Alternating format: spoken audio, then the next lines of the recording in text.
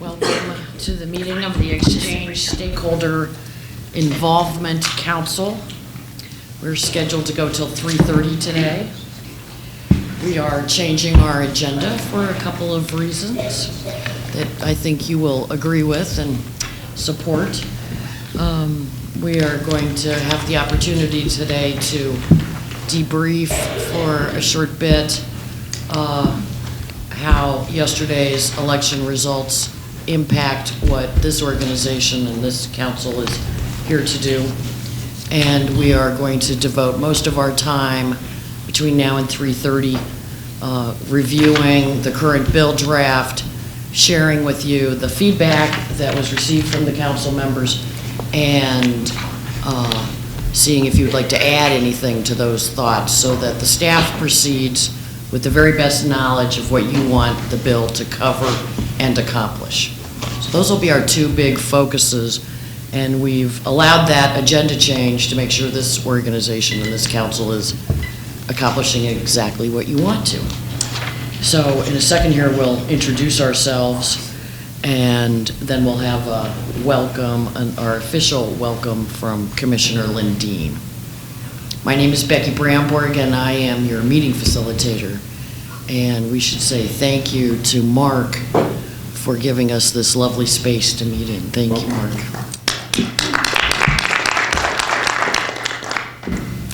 So, Monica, before we have you welcome everybody, why don't we have everyone at our circle introduce themselves? Do you want to start for us? My name is Krista McClure. I am the grant manager over at CSI. And I'm Lori Francis. I'm the CEO of Montana Primary Care Association. Gary McLaren, State Representative, House District 89. Angela Dowling, representing Independent Agents Association. Marsha Armstrong with the Addictive and Mental Disorders of the Department of Public Health and Human Services. I'm Janet Whitmoyer, the Associate Director of Government Affairs for the Montana Medical Association. I'm Mark Wackheim with Providence Health and Services, St. Pat's and St. Joe's here in Montana. Amanda Harrow, Montana Small Business Alliance. Christina Hubbard, Center for Rural Affairs. Kim Abbott, Montana Human Rights Network. Chuck Hunter, representative from House District 79 in Helen. Robert Mouse, New West Health Services. Todd Duchesne of Agents Life and Health. My name is Bernard Kaminko, Montana Association of Healthcare Purchasers. Christina Go, General Counsel, CSI. Monica Lindeen, Montana Securities and Insurance Commission. Just introducing ourselves. I'm Dave Kendall with Third Way. Very good. And with the folks who are joining us as guests, also please introduce yourselves. Okay, we'll do the folks on the phone. Go ahead, repeat that for us, please, because I interrupted you. Oh, sorry. Tim Warner with Blue Cross Blue Shield of Montana. And who else is on the telephone with us? Good afternoon. This is Linda Moss in Billings. This is Kathy Burton with NAFA in Great Falls. Pat Murdo with Legislative Services. Anyone else on the telephone? Webb Brown, Montana Chamber. Good. Anyone else? Travis, would you start us off, please? Travis Hoffman from Summit Independent Living Center. Chuck Butler from Helena. Senator Cliff Larson, District 50 here in Missoula. Caroline Cruson from Hospice in Missoula. Dr. Paul Cook, Rocky Mountain Health Network and St. Vincent's Hospital in Billings. John Thomas, State of Montana Healthcare and Benefits Division. Tom Roberts, Western Montana Clinic here in Missoula. Tom Bilodeau from MEAMFT. Gary Spade, Montana Optometric Association. Sue Weingartner, Executive Director, Montana Optometric Association. Dirk Fire, Montana Optometric Association. Willie Thomas, Private Optometrist in Missoula. Marty Wongan, Executive Director of the Montana Psychological Association and the Montana Podiatric Medical Association. Terry Kendrick, Montana Women Vote. Ashley Curley, NAFA here in Missoula. Olivia Ryuta, Montana Women Vote. Mike Simons, Missoula Optometrist. Ellen Mons, the U.S. Senate Finance Committee. Kim Oliver, Interwest Health based in Missoula. Motley Moody with the Montana Organizing Project. Mark Shervine with Partners in Home Care. Greg Davis, the Bureau of Business and Economic Research, University of Montana. Rebecca Kallenberg, Health Management Associates. Christine Kaufman, Policy Advisor to the Insurance Commissioner. Nick Tabor with NAFA Montana Western. Jill Tabor with Northern Rockies Financial Group and NAFA Montana Western. Christine, if I could ask you a favor, I think the chairs are in that door next to you, because we don't want anybody having to stand. Oh, and here's an employee that could help us with this. Thank you very much. If we could have 10 or 12 more chairs, that'd be wonderful. All right, we're obviously taping this, and we wanted to draw that to your attention and know that these council meetings are taped and put on the commissioner's website for anybody who would like to see them. And all but one table has a microphone. So what we might do with that young man's help is move that microphone over to your table. And maybe I'll just ask Chuck, since I know you, do you want to give that a shot and see if it'll work? And if it's not long enough, we'll figure out something. Shift. We can maybe, oh, look at this. Yay, thank you, Chuck. All right, did we hear from absolutely everybody? Well, we have a nice turnout of guests to this meeting, and that's appreciated. I have drafted a mission statement for this council. It's a very first draft, but I thought it would be a good place to start. You will have an opportunity in the future to refine this and improve upon it, but I thought we might just remind ourselves of what this is all about. The mission of the Exchange Stakeholder Involvement Council is to advise and assist the planning process, integration, and implementation of the Montana Health Benefit Exchange and Shop Exchange. The purpose of the exchange, for which the council exists for 1 year's time, is to ensure consumers are well educated about their insurance choices and have increased access to health coverage, enhance the value of health insurance, and moderate the cost of health care. Not even Monica has been invited yet to chime in on this, so it is obviously a very first draft. Okay, so any other announcements before we turn it over to Monica to give you your formal welcome and start our conversation about the election results and how they might or might not impact the work of this council? Go ahead. All right. Well, I just thank you, Becky. Glad we have you here to help keep us on task. And I want to welcome everyone in the audience as well for coming today. We really appreciate your participation. And as you know, this is a public meeting, and you'll have an opportunity to make comment later as when we get to that part of the agenda. In 16 years of being involved in Montana politics and having been a candidate and things of this nature, I always find the day after the election to be an interesting time to reflect. Not necessarily to always reflect back, but obviously to reflect forward, because I think that there's always a change. Sometimes the change is larger in terms of the landscape and the different variables that you're facing, particularly when, like us, when we have this task before us. I mean, it's very important to consider what that landscape looks like and what challenges we may have. And also, I think that everyone understands the political discussion that has gone on over the course of a year and a half now surrounding healthcare reform. And so it's only natural that everybody, when they woke up this morning, probably said to themselves, or maybe somebody said to you, will the work of the Exchange Stakeholder Council still be needed? And I guess I just wanted to take some time this morning, or this afternoon, I guess it is already, to kind of visit about that, because, I mean, really, when we stop and think about it, I mean, we have a situation where there could be a change in the health reform law down the road. But we also have to remember that in order for that to happen, you would have to get Congress to agree to it and the President to sign it. And the reality is we have now, we have split party control in Congress. And so, you know, most people, especially folks on Wall Street, are liking the idea that they're probably going to have more gridlock than anything else. And so making major changes to a piece of legislation like the Affordable Care Act probably won't happen, but it could. I mean, this is just my opinion. So I guess in my mind, I think that the idea of major changes occurring in the very near future may not happen, probably won't happen. I think that there's always a chance that Congress could sit down and talk about how they want to make some changes to make it better, and that could happen. But I also know that the idea of a state insurance exchange is not necessarily something that was really considered to be controversial during the entire discussion about the health care reform law. I think that for those who don't know, this was an idea that was actually came about from Republicans first years ago. It's been something that Republicans and Democrats have come to agree on for the most part. And, you know, we have $1 million planning grant, that we have the money in hand. And I think that it's to our advantage to go ahead and continue this work and to continue the planning and the research to figure out what makes sense for Montana and for Montana's consumers.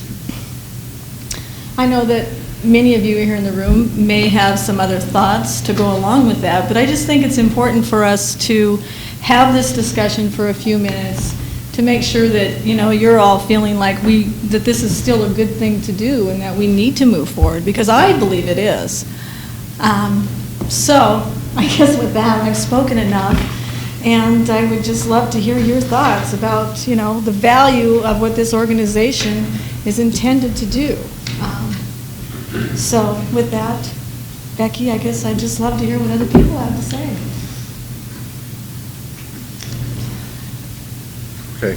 Gary? I'll jump in. Well, obviously, the future of the whole health care bill is very much in doubt. I think most of the pundits, if you listened to them this morning, agreed that it's not going to be repealed. The worst that can happen, if you will, is that the funding for all parts of it will be suspended or eliminated.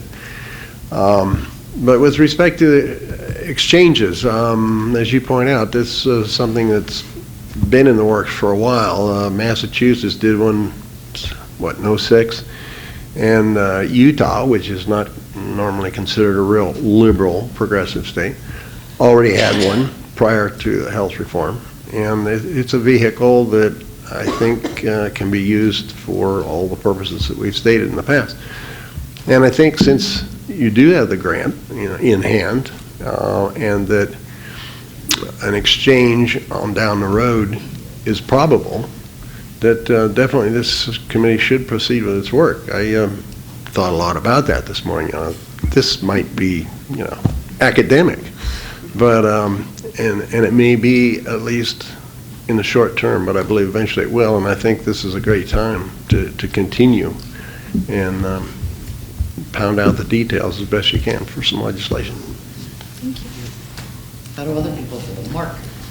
I think you articulated it well, that the healthcare reform is somewhat in question about how much drastic and significant change is going to occur. But Becky, as you pointed out in this draft mission statement, it's very difficult to argue the concepts and the philosophies in here. It's the right thing to do, and we need to stay together. We have the money in hand.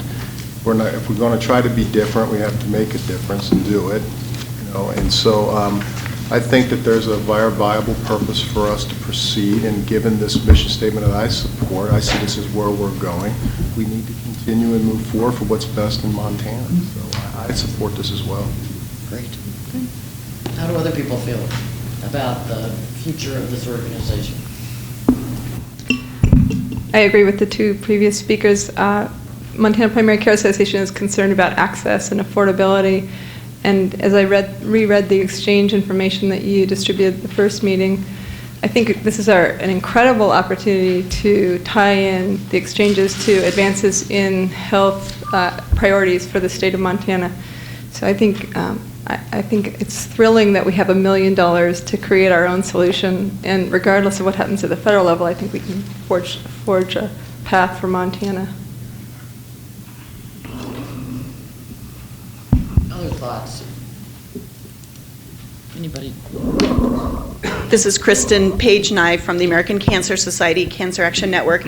Just to add to that, the other thing that we have here in Montana is a track record of working together on contentious issues, and we have a lot of diverse stakeholders around the table, but we have come together and worked through those before. A great example is the clinical trials coverage law that did not pass through the legislature, but we all came together and many providers worked with insurers and came up with outside of the legislature solutions as well. So I think we're very innovative, and we all do have the basic priority of providing better access to quality coverage for everybody. It's Dave Kendall with Third Way. Let me just echo what everyone else has said and add to it. Another example of working across partisan lines has been the Insure Montana, which has been a great example, and it's actually part of model for what we're trying to accomplish here. And we've said this before on the last meeting, but I think it's important to keep in mind, if we don't do something in Montana and say healthcare reform does continue on the path it's on, then the federal government will do it for us. So this is our chance to seize the opportunity and make it Montanans. Great. Anyone on the phone? Anyone on the phone? Anyone on the telephone want to respond? Sure, this is Tim Warner with Blue Cross Blue Shield of Montana. We could not agree more with the notion of moving forward and really embracing this as from the perspective of the state of Montana. Thank you. Anyone else in our circle or on the telephone? And just to interject one legal point, which is not political, just legal, that David sort of already mentioned, and that unless health reform is completely repealed, it stands and it has built into it a federal floor of preemption, which means that to the and regardless of whether there's funding or not, it still has a federal floor of preemption.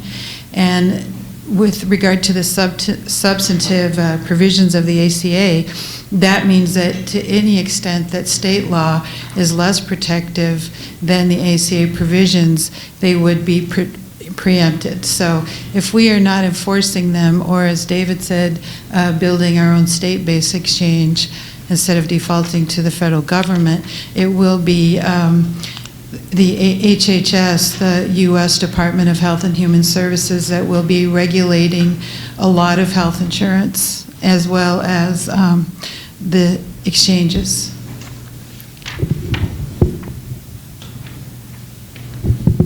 Anyone else?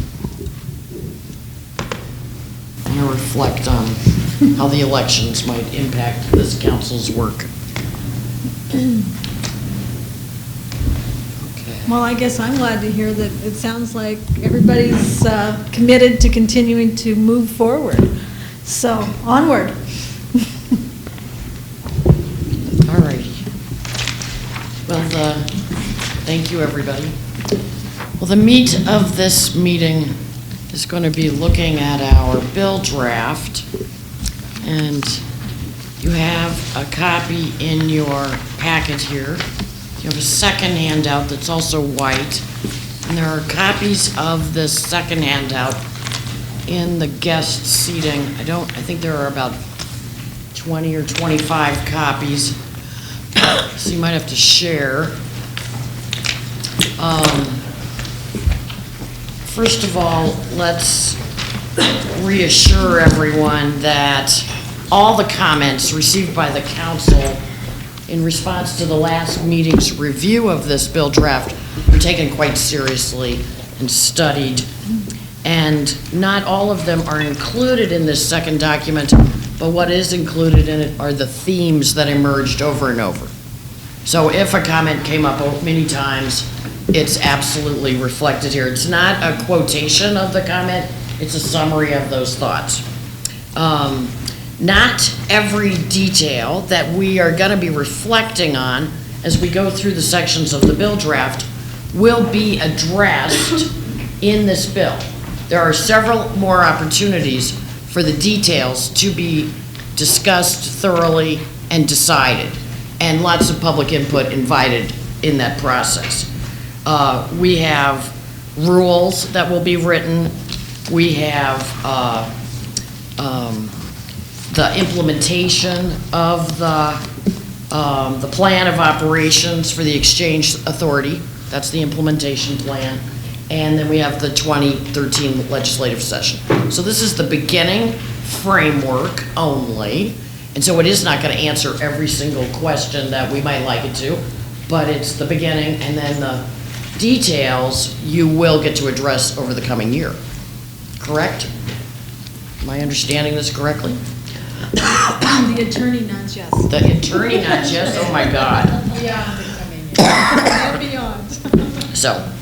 So one way to describe what we're producing is the skeleton, and you will be allowed to add the tissue and other elements of its body over the coming year. I always get carried away when I do that. So I suggest you have the bill draft in front of you and the document entitled To Montana Exchange Stakeholder Involvement Council from Commissioner Lindeen, dated October 31st. And Christina is going to help us walk through these section by section. She's going to, we'll identify which one we're talking about, and then she will reflect some of the input that's been received, and we will ask if there are other things you want the staff to know. We want to, the staff has to be finished with this bill draft by Friday. Essentially. So in case we don't get to every single idea or thought under any of these subjects, the staff is welcoming emails between now and Friday. So by tomorrow night. Not a big window, but we don't, because the length, just simply because of the length of the meeting, we're just trying to make sure no one's voice is left unheard. Is that okay? All right. Christina, are there any beginning statements you want to make, and then we'll launch into section number 1? Maybe just with regard to the timeline. The timeline is that by November 15th, as an agency bill, it must be to legislative services. And once it goes there, we're only allowed the one redo rule. So it has to go. I don't have to interrupt here. This is Pat Murdo. You get lots of back and forth until it goes to legal review. Okay. So we have to have it to legislative services by November 15th. And then it has to be pre-introduced by December 15th. So that's a pretty tight turnaround there too. So what we wanted to shoot for is getting the amended bill done by Friday so that we could reflect on it and Get it to them by before the get it all in the correct order by the time we need to give it to legislative services. So. Okay. All right, and we've had one council member at least join us. Diane, you want to introduce yourself? Now you don't have a microphone. I'll talk loudly. My name is Diane Fladmo. I'm here with MEA MFT. Thank you very much. Thank you. Welcome. Thank you, Monica. All right. So let's look at section number 1, establishing the Exchange Authority. Okay. There, in each of these sections, we've sort of identified one or maybe two areas where we want to make sure and have some discussion. So I'm going to identify those for you and maybe add some clarification or answers to what were really more technical questions than they were comments in a few cases. And Section 1 is establishing the exchange authority. And the main comment there was, is there enough division between the exchange authority and the CSI? Is it clear enough throughout the bill? And I just want to say at the outset that it was our intention to make that clear. I am looking at it again to make sure that that everywhere where we could have clarified that more, we do.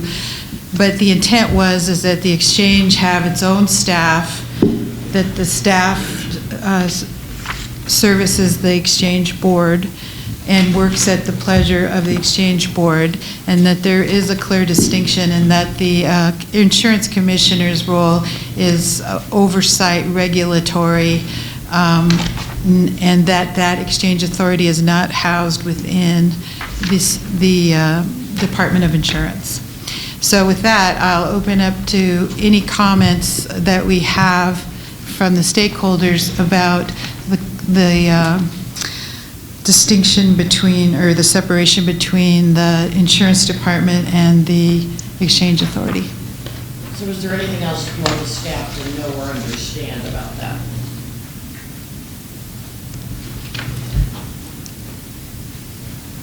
Yeah. Or questions?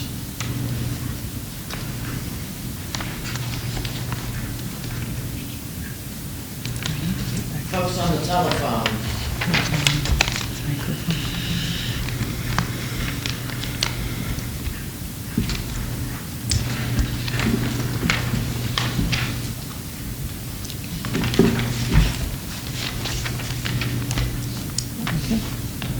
We'll move on to point number 2, if it's all right with you.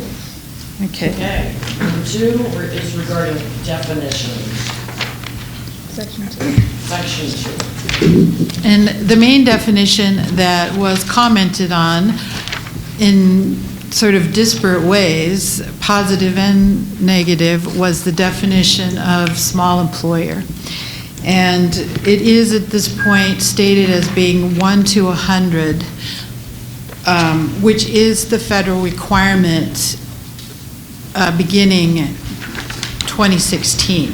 This would not, of course, be effective until 2014, and it was the intention to, in 2013, change the small employer definition in the insurance code so that it would be the same in the market and inside the exchange. And that was one point of clarification that I wanted to make, because I think some of the comments were, they thought there would be confusion because they thought that the definition in the general market would be 2 to 50 and inside the exchange would be 1 to 100. That was not our intention, but there were some people who liked the 1 to 100 going to that at 2014. There were others that expressed some reservations about it, so I would just open that up for comment as well. Or questions. Or questions? Yeah. Christina, can you clarify what you said about 2013 that changed the Montana code? Right. 2 to 50? Mm-hmm. The changes that we're proposing now in 2011 are only the reforms that are required that were required in 2010. There's a whole nother set of reforms that happened in 2014, and we would be proposing those in 2013, and one of those would be changing the definition to 1 to 100 to match what we have stated in the definitions for the exchange.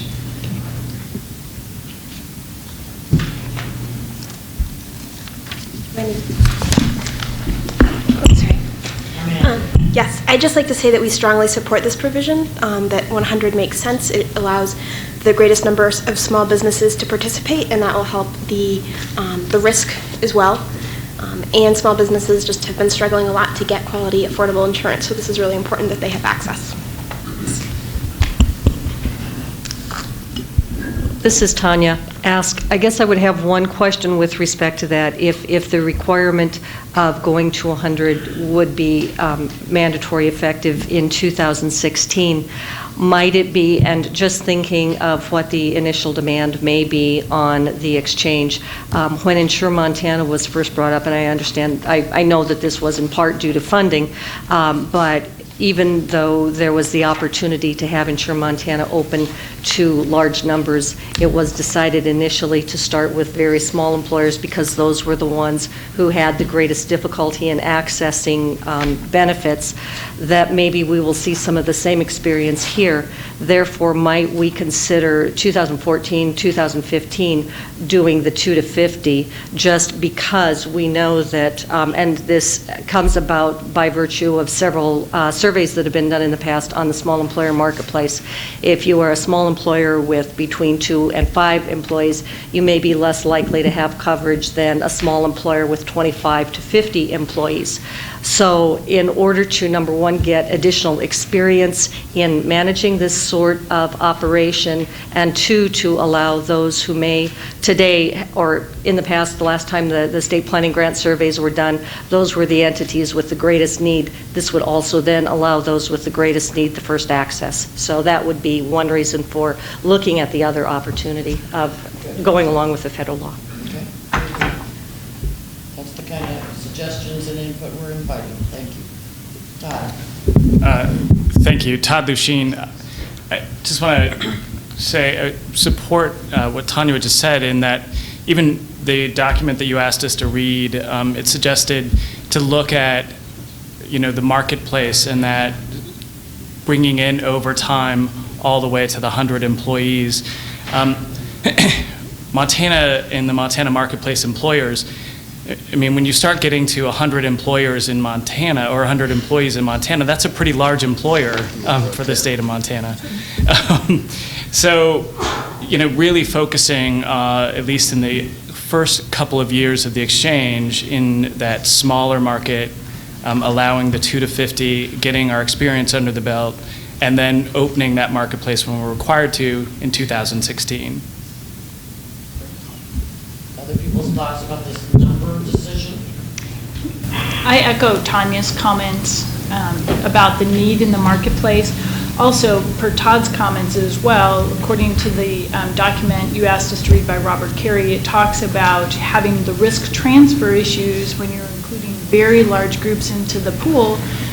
They represent disproportionately the population within that pool. So if you have 100 3-life groups and one 100-life account, you have a disproportionate risk transfer issue there. And you have to be careful. We want the pool to be sustainable over time. It can't be something that is not sustainable because the population demographics that are in there within that employer group can't sustain it. So to Tanya's point, starting smaller, focusing on that, getting it right, building a large enough base before you bring in others to create that problem in terms of how you can transfer some of that risk is, we have to be cautious of. And it was even stated in this article.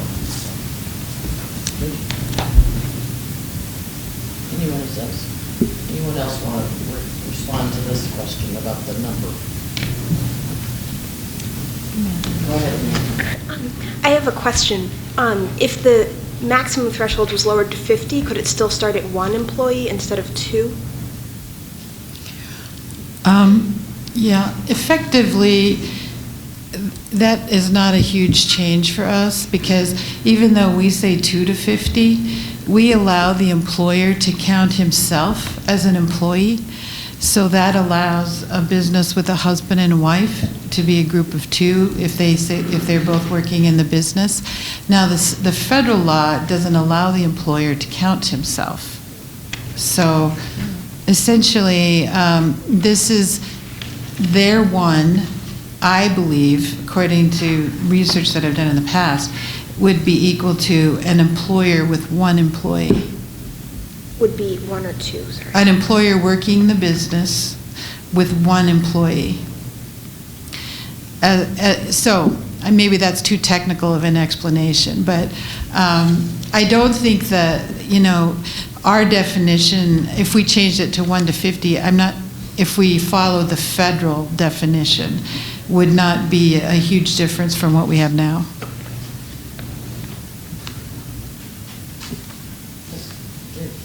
I should know the answer to this question, State Council with Third Way, but would be able to have a different price level for, say, the 50 to 100 employees to address the pricing transfer issue? In other words, I know we can do risk adjustment to help, but let's say the problem that you're talking about, to sort of break it down from technical term, what I understand pricing transfer, the risk transfer to be, let's say you've got a firm that's, say, 75 employees, but they're all older employees. And so maybe the rates inside the exchange would be a lot more attractive because they would be bringing in older people with higher claims experience. That could potentially then drive up the prices inside the exchange. That's the fear, right, or the concern. So I'm wondering, what is our flexibility in the different market segments for the pricing ways, handling that problem? I don't know that that's an issue that we've fully explored. I think it's something that could be explored in some of the background research that we'll be doing with this grant. One thing I would say, I think, would be correct in saying is that in 2014, the small group market and the individual market goes to adjusted community rating under the minimum standards in the federal law. If we change our small group definition in 2013 to be 1 to 100, then they would all be part of that small group risk pool. And each carrier will have one risk pool for their small group business, both in and out of the exchange, one pool. And so I'm not sure how that answer affects the question that you asked, and because I don't really know all the answers to what you asked. Yes. So I was the idea I had was maybe you'd have one market segment that's 1 to 50 or 250, and then you have another market segment that's 50 to 100, and I don't know if that is allowed. I think once you get into the definition of small employer group, they're all going to be in the same risk pool. I don't know if. Yeah. It's similar to like association plans right now. You can't have one employer make up 90% of the population of an association plan. Because if that employer leaves the group, then you've got a population that can't support itself. Yeah. And that's why the limitation of having the size within the association or within the exchange is helpful, and it addresses, as Tanya stated, the marketplace that actually has the greatest need. Who is struggling with securing some of that coverage. It's really not 100 life group that's struggling to secure that coverage. It's really the smaller groups, significantly smaller groups, and therefore bringing in a large employer will disrupt your ability to manage that risk over time, because they can leave also as quickly. So then you're left with a population that can't support it. It's not sustainable. Those are excellent points, and it's certainly something that we need to, I think, study on. The other part of it would be sort of what is the demand. So if there's not much demand from the point of view of access, maybe there's also possibility of the point of view from convenience. The other factors that are sort of potentially beneficial to even slightly larger than small employers, sort of the 50 to 100 group.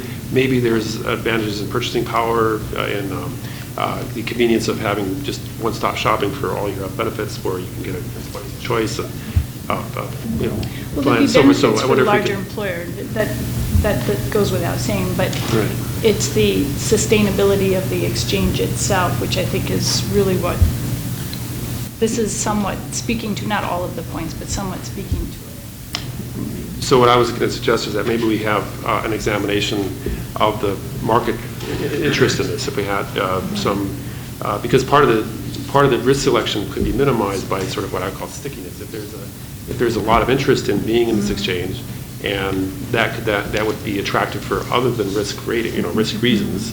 So you're not just dumping your bad risks into the pool.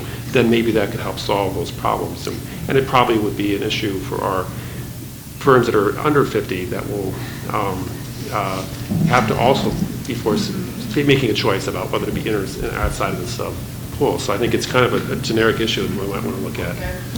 So the staff will take Right. I think some of this discussion does broadly touch on the research that will be done. So Anything else you want the staff to know about these number suggestions? Anybody on the phone want to react? This is Kathy Burton, and my thought with the pool and with the 100, if you make everybody eligible for the pool immediately, your advantage going forward is going to diminish, and you have nowhere to expand to. Large groups are struggling as well in trying to control their costs. So if you let everybody in all at once, then that's it. What do you replenish your insureds with in 2 years or whatever? Okay. And I don't know All right.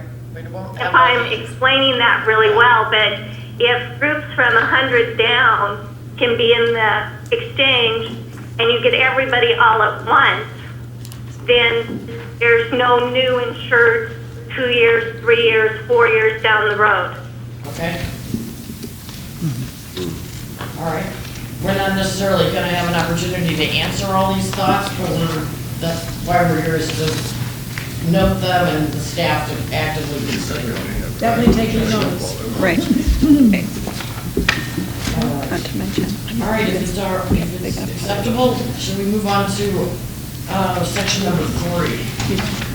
Okay. This is about board appointments. Okay, so we did want to address actually multiple issues in this section that were raised because it's so important to establish the governance in this initial piece of legislation. The 4 comments that sort of summarize the most commonly made comments were to expand the definition of representative from the business community to include that they have to be a business person who is eligible to be covered under the shop exchange.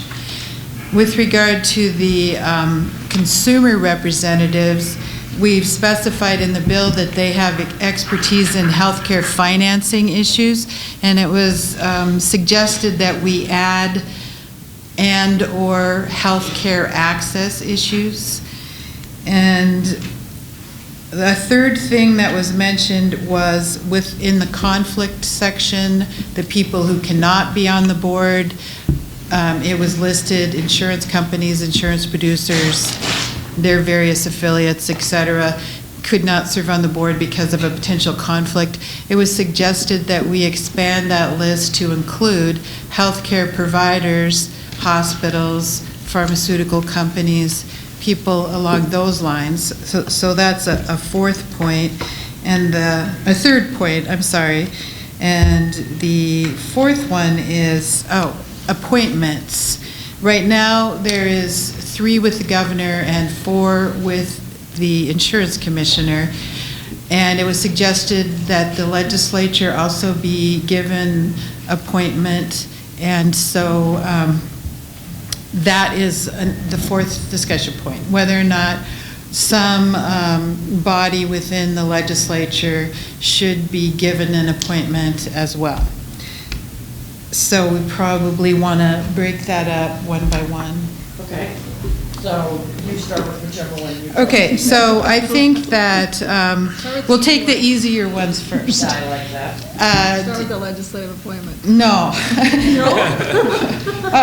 Well, actually, I was going to start at the other end, but we can start wherever you want to start, Monica. Well, I thought the legislative one would be easy. Okay. We'll start there. So tell everybody what you think. The discussion point is, well, it seems like a very reasonable suggestion that we expand into a different branch of government where the appointments are coming from, so that it's more equalized. So is there discussion on giving the legislature appointment? guess I'd have a point. This is Chuck Hunter. The legislature for some time has appointed legislative liaisons to the state fund board because there's been a long-term interest in the effect of the state fund on, finances and those kinds of things. And the liaisons serve not as a voting member of the board, but just as a liaison between the legislature and the board. And there's, in my experience, having done that now for close to 2 years, very valuable role, good communication. So that's another option to consider as a liaison rather than a board appointment.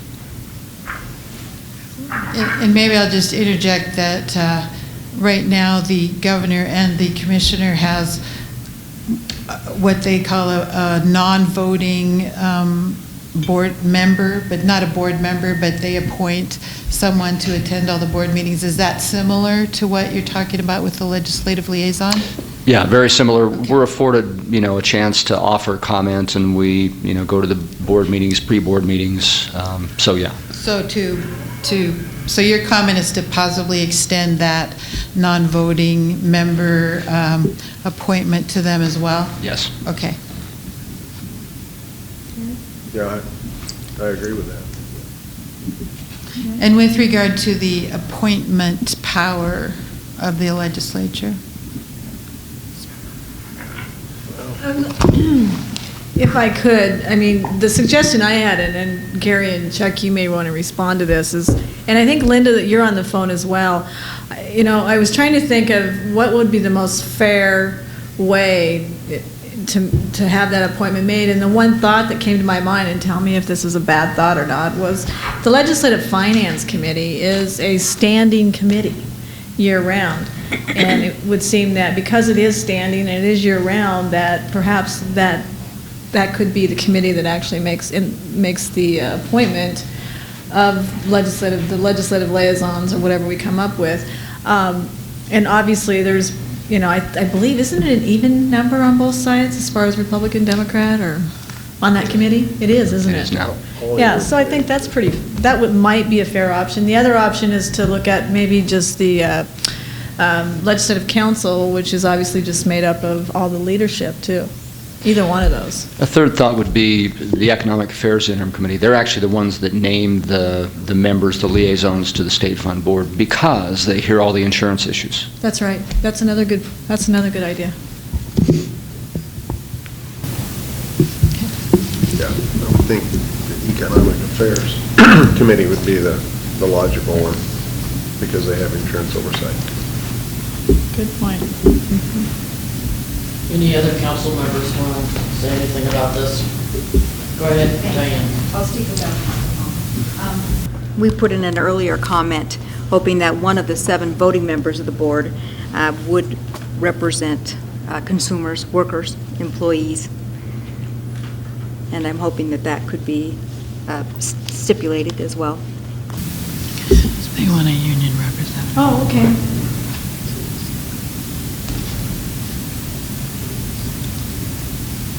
Others? Anyone on the phone? See, I told you that was easy. Okay, that was, Monica was right. That one was easy. Okay, the next one we could discuss is whether to make the business community board representatives to also add to that the specification that they must be eligible to participate in the shop exchange. Not that they must be participating, but that they must be eligible to participate. And that way, more likely to be a representative of the small business community. Does anybody have a comment about that's a good idea? Yes? Okay, well, does anyone want to specifically say anything else? We'll just say, yeah, that's a good idea. Okay, I think it is. So agreeable group. And then with regard to the consumer representatives, not just healthcare financing, but make it a little bit broader to add and/or healthcare access issues. And while we're discussing that, I might like one of the people who made that comment to expand a little bit on what they think expertise in healthcare access issues might be, like give some examples of that. if that's...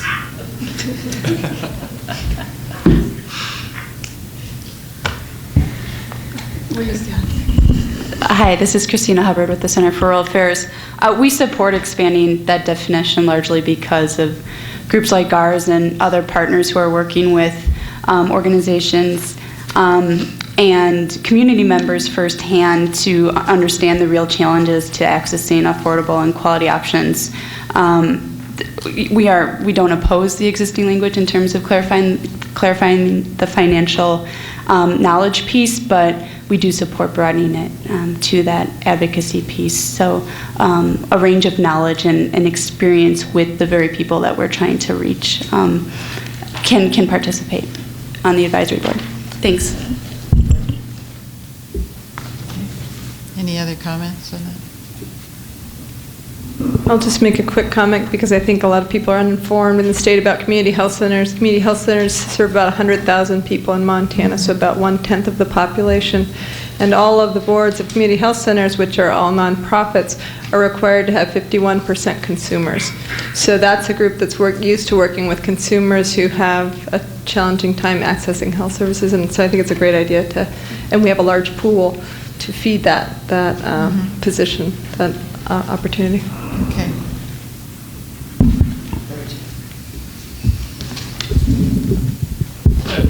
Todd Lucien with Allegiance Life and Health. I understand the need for consumers, and I don't not support that. But this is also, I like the way parts of the appointments read in that they have to be health insurance related. I mean, this is going to be a pretty complex discussion when you're talking about risk factors and underwriting and just overall discussions of that. And while consumers are going to be the ones buying it, and I think that that's very important, I think we also need to make sure that the board has significant health insurance experience. And I know that there are some limitations on who can be appointed to that board, but I read in here and the state employee plan and so forth, and that might be an area where we look at a business consumer who, instead of the state employee benefits area, they're not going to be eligible to purchase in the exchange or to go through that exchange process. And I know that they work on other issues, but they could certainly serve as an advisory, similar to the insurance commissioner and so forth. So I guess if I was looking at amending anywhere, it would be there as well. So I'm not quite sure. You're saying to take the state plan representative out? Yes. I mean, they're not going to be purchasing through the exchange. State employees won't be purchasing through the exchange. That person can serve as an advisory capacity in what they're doing with their benefit plan and so forth, but that would be my suggestion.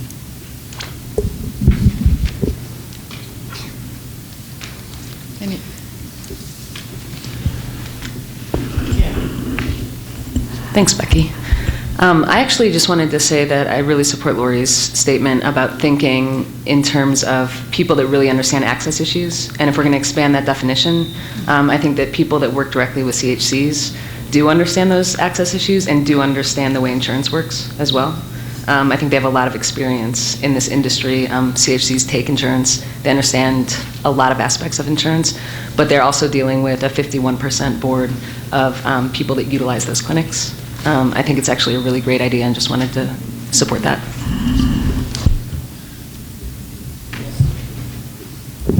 I have a question. I guess I'd throw out there too.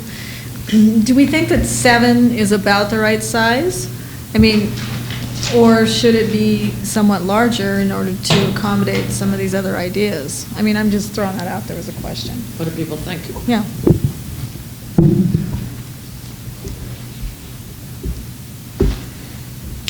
I guess I'd say 7, no more than 9. And 7's a good workable number. 9, you're getting to the outer limit, I think, of what's reasonable. So, I guess I'd like to pose a question too in regard to Todd's comments about the person from the state health plan. Can somebody explain the thought behind why you included that in the draft? Yes. I think for the reasons that Todd prefaced his statement with, is that, and knowing, having worked with that representative on the Insure Montana board, even though they're not purchasers, they have a great deal of knowledge about risk, about pricing, rating, about benefit plans, design, and just managing risk. Also networks and providers, what's out there. And, you know, I do understand Todd's comment about they maybe don't have any skin in this game at this point. In the future, maybe they could, but, you know, not in the exchange as contemplated here. However, because we're not Massachusetts and we don't have an infinite pool of health insurance, healthcare experts to draw from, that they seemed like a logical appointment because of the degree of expertise, and they guarantee bringing that expertise to the table. Other questions or comments on staff? Okay. The other point I just wanted to add to that would be that if they don't have direct skin in the game, but to the extent that the exchange will be looking at purchasing issues like pay performance or other quality measures, that's going to be integral to the operations that will have to be related back and forth between not just the state employees, but also other purchasers. Right. So pay for performance and other healthcare cost measures that can be taken. They're actively experimenting with that and have a lot of insider knowledge about that. Sometimes more than health insurers. Not all health insurers, but some health insurers. Yeah, right. None of the ones in the room. Just Tim on the phone then? Sorry, Tim. Yeah, I'll take note of that, thanks. Okay. I was using that as an example of where we could put a consumer, you know, with business in there instead of, you know, an appointment, and keeping the board relatively small, because you can still utilize that person as an advisor to that board. So that's why I picked on. Right, and I think that you should know the suggestion was and or, so that you still have a consumer with healthcare financing background is still there. And, you know, it would be up to the person who's doing the appointment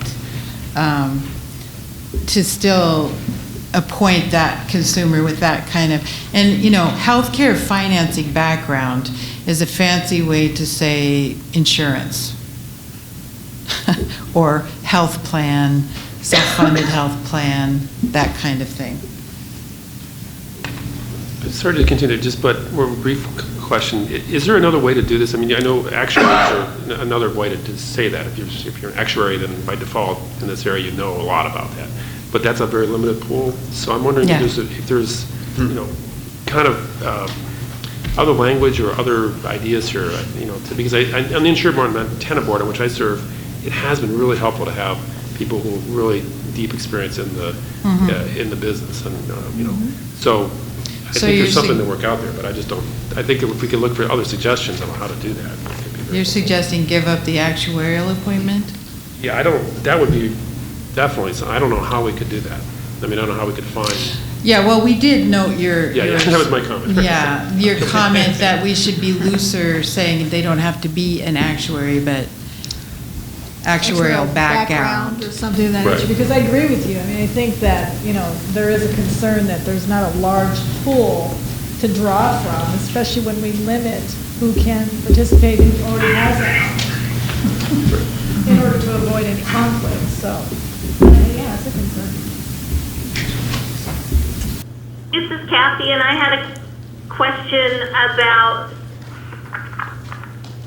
some of the ideas about adjusting risk and actuaries and the scope of the board, because it's my understanding in reading that unlike Insure Montana, which is actually going to design their benefits that they offer, and they're like a self-insurer, the exchange is going to be open to insurers bringing in their own plan design to meet the platinum, gold, bronze, etc. And so where does the board need to study risk? Isn't that still with the insurance companies providing the plans in the exchange?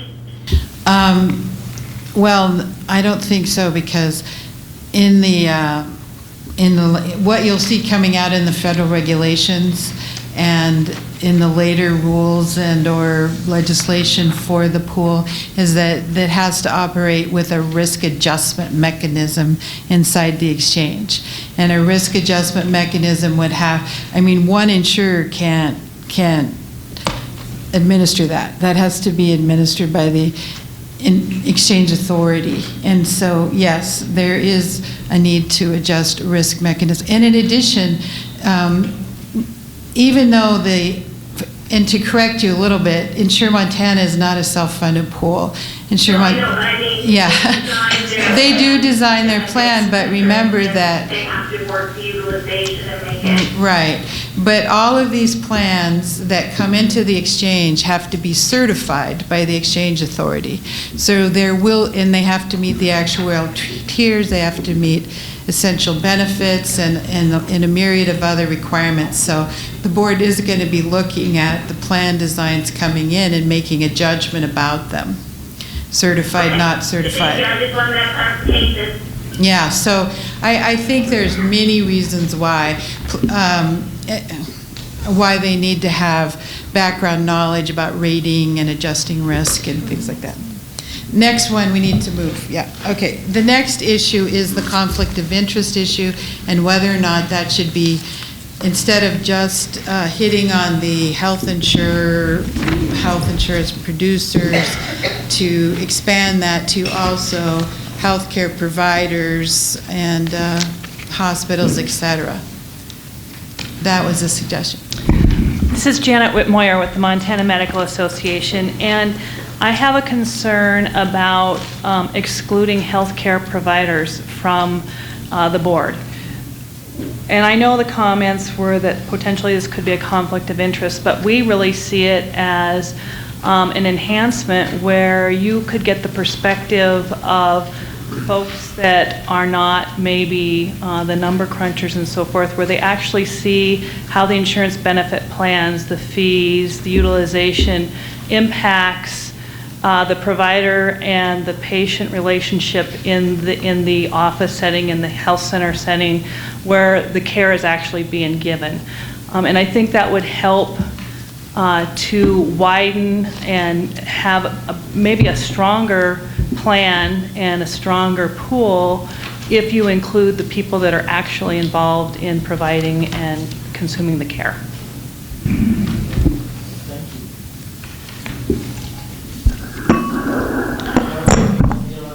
Yeah. I'm in favor of keeping it narrowed down. I appreciate the need for providers and so on needing to have input to it. But when I first read this and I saw the advisory committee there, I said, what do we need that for? We've got a board, right? Well, if you narrow the board down to people who have expertise in running these things, there still needs to be a mechanism for providers, consumers, everyone who is allied with this exchange to have input. And I see the advisory committee doing that. And I think that's where the providers could then have their input. So you're in favor of... But they wouldn't have the conflict of making decisions. You see, they can recommend to the board, hey, we think you need to do this with your plans, but they wouldn't be actually making the decision. The board would then have the responsibility of deciding whether that was a sound idea or not. Okay.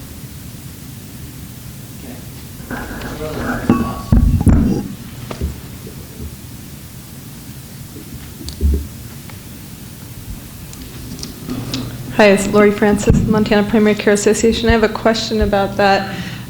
Again, I'm drawing on my expertise in community health centers where boards are comprised of, again, 51% consumers, but also no greater than 25% individuals who derive income from healthcare, and that tends to be hospital administrators, physicians, and it's worked extremely well. So I understand what you're saying, that I'm not sure how the advisory group will function. I'd hate to have decisions that just go out, decisions made without at least one primary care provider at the table. Often their understanding of the implication on the other side. They don't generally know about access issues because they're behind that curtain, but they do understand how health insurance affects their behavior. And most of them have very good intentions, so I think it'd be great to have a position for one.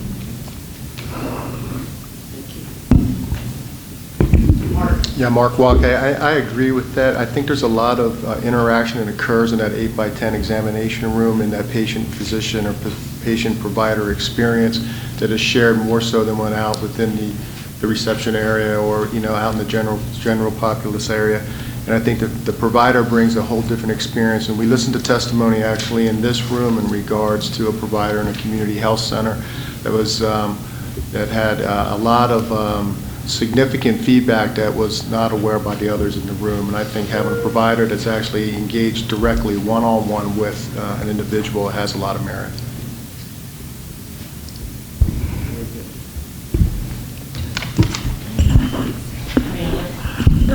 I wonder if that ties in with what Gary said before about there being an important need for stakeholders to have input through a council like this, and maybe if it was the relationship between the two was made more clear, or if it was more explicit that this group would have input this often, or some more clear relationship between the two, maybe that would help balance that. Because I think what Gary said is right, is that it's good to have those people as advisors because they do have really important perspective that other people don't have, but you also don't want to be introducing a conflict of interest in the decisions that they're making. Other suggestions from staff on this? All right, let's move on to the next section, which is number 4, which you're going to breeze right over. Well, there wasn't really any significant comments in 4, so I think we'll just move on to 5, if that's okay. And we should point out that if you made a comment about this one, we don't want you to feel that it's being diminished in any way. It was thought that it's not yet time to flesh out that level of detail. And that's true of any comment that you're not seeing reflected here. So, great, now we'll move on to 5.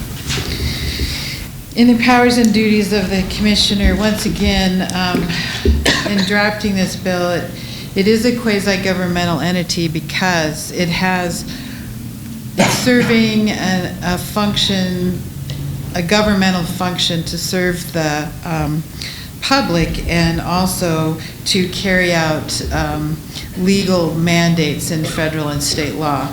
And because it is quasi-governmental, that it would be overseen by a statewide official with expertise in insurance and rulemaking authority to have the flexibility to adopt federal regulations as they come out as a minimum standard, and to flesh out some of that detail that Becky was just talking about.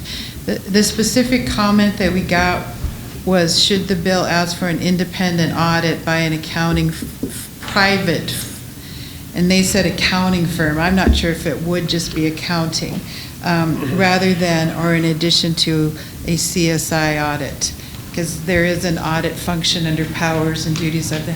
Now, in drafting that, I was looking beyond just an accounting audit.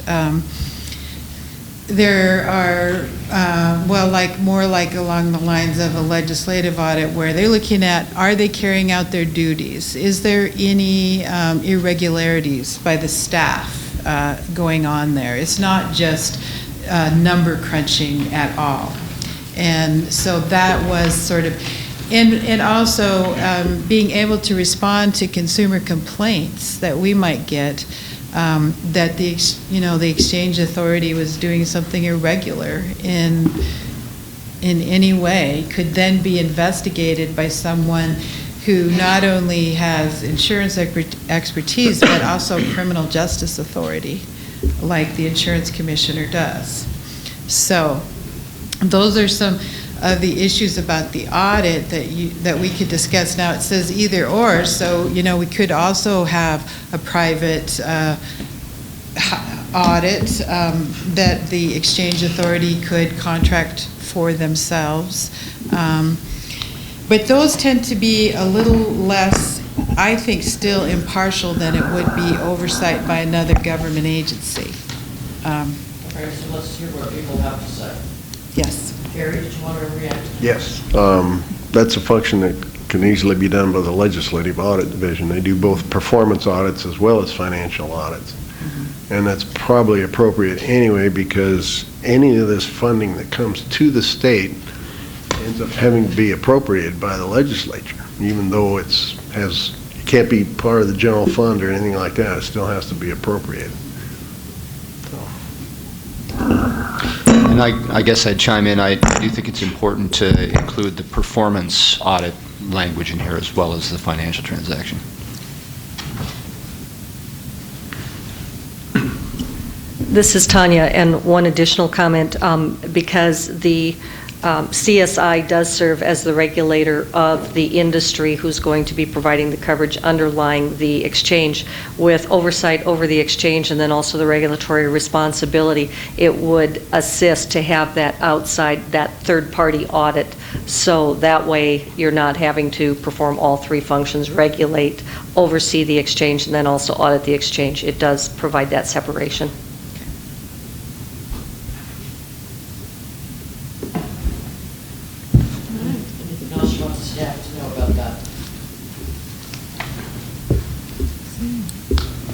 Okay. Section 6.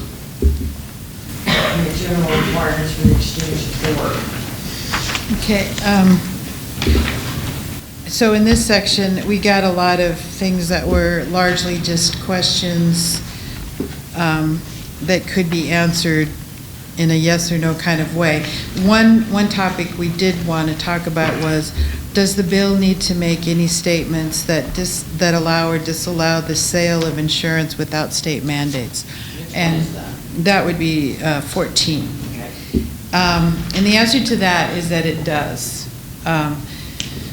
The federal law is clear, and that has been incorporated into this bill, that to the extent that any state law requires benefits that go beyond the minimum federal floor, that those benefits would then have to be paid for in some way other than by federal subsidies. So the state legislature would have to decide to either ask the insurance companies to pay for those or pay for them out of the general fund. This bill does not propose that in any way. It sticks with the minimum, which is that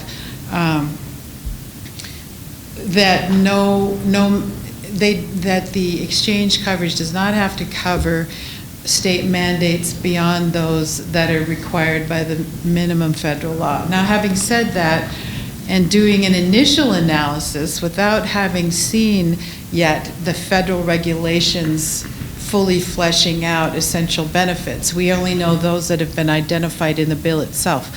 We don't really see a lot of state mandates that go beyond, in Montana, maybe not any, that go beyond the essential benefit requirements.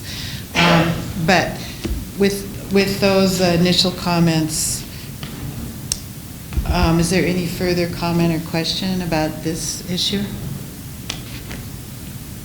Is my memory correct that the federal bill requires the states to pay for any mandates that go above and beyond? They do. That's what I was trying to say. Okay. It does require the states to pay, and this bill is not in any way, shape, or form suggesting that the state do that. So you'll clarify that. It is in the bill already. The problem is that the federal language lacks a little clarity. And we're going to be looking at that to make sure. What is clear in our bill is that there is no state funding for the exchange. There will be no state funding. And so that, again, is like a backup that the state isn't being asked to pay for mandate subsidies that go beyond the federal. Any other questions? Number 14. Do you want to address any of these other ones? I know a couple of them are, you just know they are questions and you thought you could just answer them for Okay. Some of them were, do we need to clarify that the current Montana law prohibiting discrimination needs to be restated here? No, I do not believe that it does. It clearly is going to apply to the same extent that it applies to health insurance products in any other arena. And it should also be stated that they still have to be insurance products that are approved by the insurance commissioner as conforming to state law. Another question was, would a subsidy of a health insurer qualify as an eligible entity for the purpose of contracting? And the answer to that is in the federal law. It prohibits them from contracting this out to a health insurer, also to subsidiaries of health insurers. It's specifically stated in the act.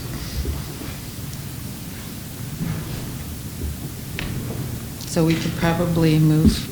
Does anybody has anything else you want the staff to know about the exchange authority's general requirements? I just have a question. It's Amanda. The number 11, is the bill clear about the distinctions between the shop exchange and the individual exchange in this section? Just to be clear, is it that there's going to be 2 exchanges or 1 exchange with 2 separate markets within it?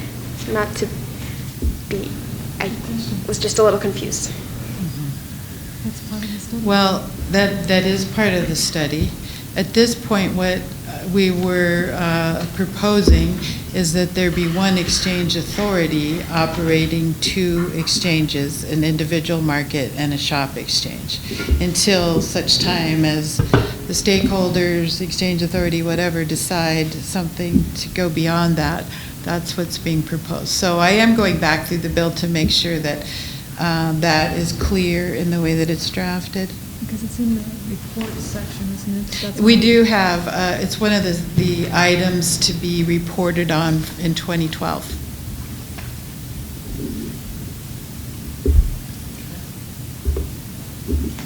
Let's move, if we can, please, to section 7, powers and duties of the board.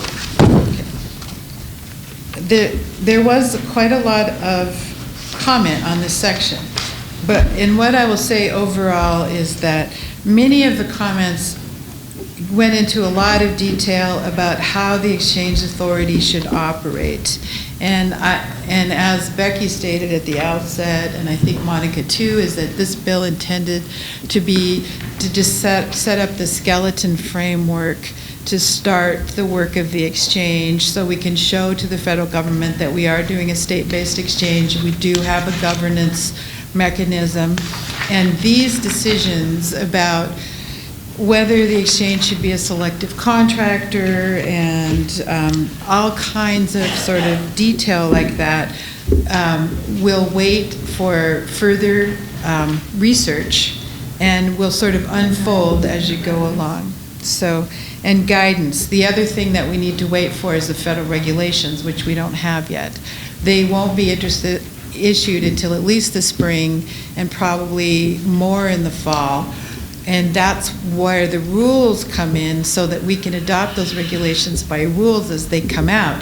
The exchange authority will have a plan of operation that will also address many of these details, in that they'll be working on in consultation with the stakeholders, which the federal law requires them to do with regard to what kind of exchange Montana wants to have.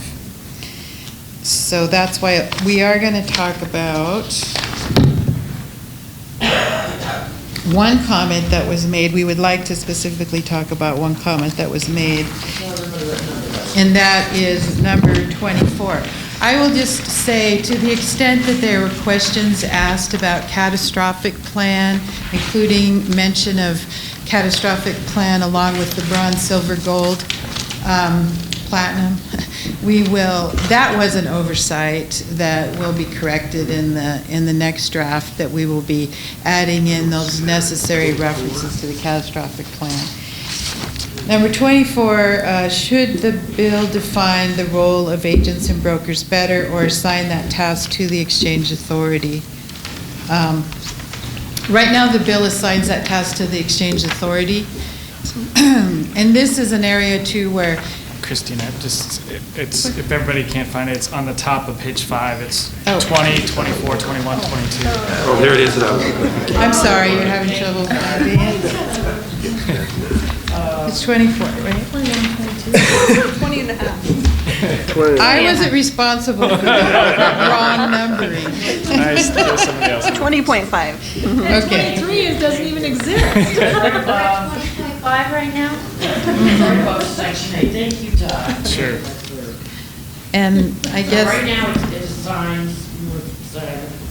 Right now, the bill gives the exchange the authority, says it shall define the role of producers.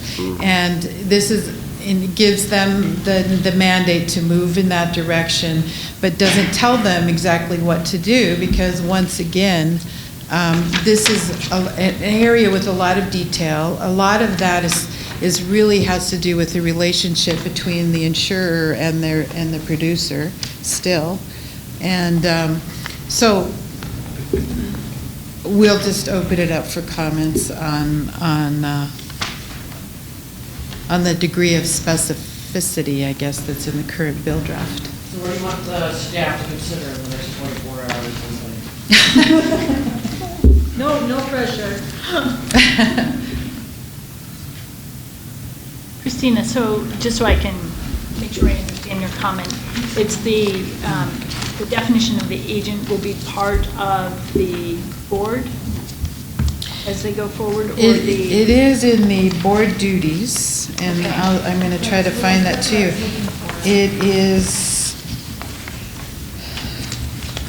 on page, I don't know which version of the bill. On my bill, it's page 20. It's in the section on duties of the board, which is whatever this section is labeled. What is this section? Section 7. It is FF. That's how many. That would be page 19. Okay. FF, it says, the board shall establish guidelines for determining the role of insurance producers inside the exchange, including identifying ways producers can assist consumers with enrollment in the exchange and setting limits on commission rates in consultation with stakeholders. That's the current language. It's the intent then to leave that as is within the draft and then have the board define it further. In consultation with stakeholders, which, as I mentioned, the key relationship here is usually between the insurance company and the producer. They're often the ones saying the commissions that they're going to pay. Now, the exchange authority could still, have a discussion and input on that for sure, but we just don't know how it's going to unfold. So, but I think that it is important to know that at least I personally really value the role that the insurance agent does play. We need to make sure that they continue to play a role instead of being left out. Yeah, I appreciate your comment about the role of brokers, but I think as far as the language of the bill is concerned at this point, I would leave it as part of the responsibility of the authority to define what that is, and should it later be a good idea to put it into statute, then we can do that. But right now, I think the looser this is to get started, the better. it is in the exchange authority powers and duties to define that as it unfolds. Okay. So I'm saying your comment is in favor of the language as it is? As is, yeah. Okay. Sorry, I didn't make that clear. Well, that's good. Other takes on that?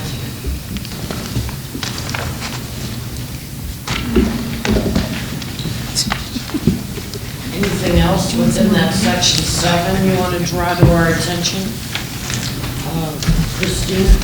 There's quite a few things emerged. Quite a few, and many of them, like I said, we need to wait for federal regulation to further reveal to us. For instance, the role of the navigator. Okay, which number is that? 21 after 24. We don't know very much about what they intended, the navigators, to do or be, or how they're defined. We are hopeful that the HHS is going to develop that in regulation, but we don't really have any guidance on it, so we don't want to go out there and make up something that could be in conflict with what they ultimately decide. I think there's a lot of speculation among the people who are writing these articles and stuff about what that might be, but until the HHS has said, I'm uncomfortable with saying anymore.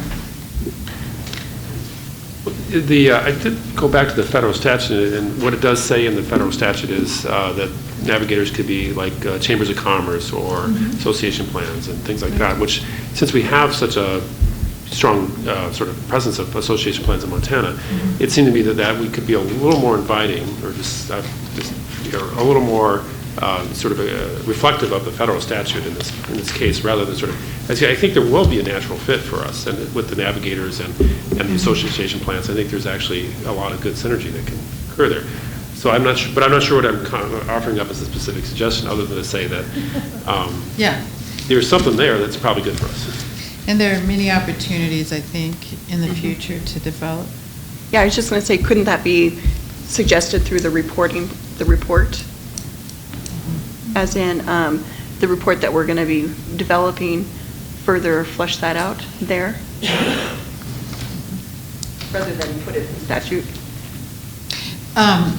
You mean to add it to the bill with regard to the things that need to be studied? No, the report, one of the reports that's, as we flesh things out that we're putting together. Oh, you mean with regard to the background research being done now? Yes.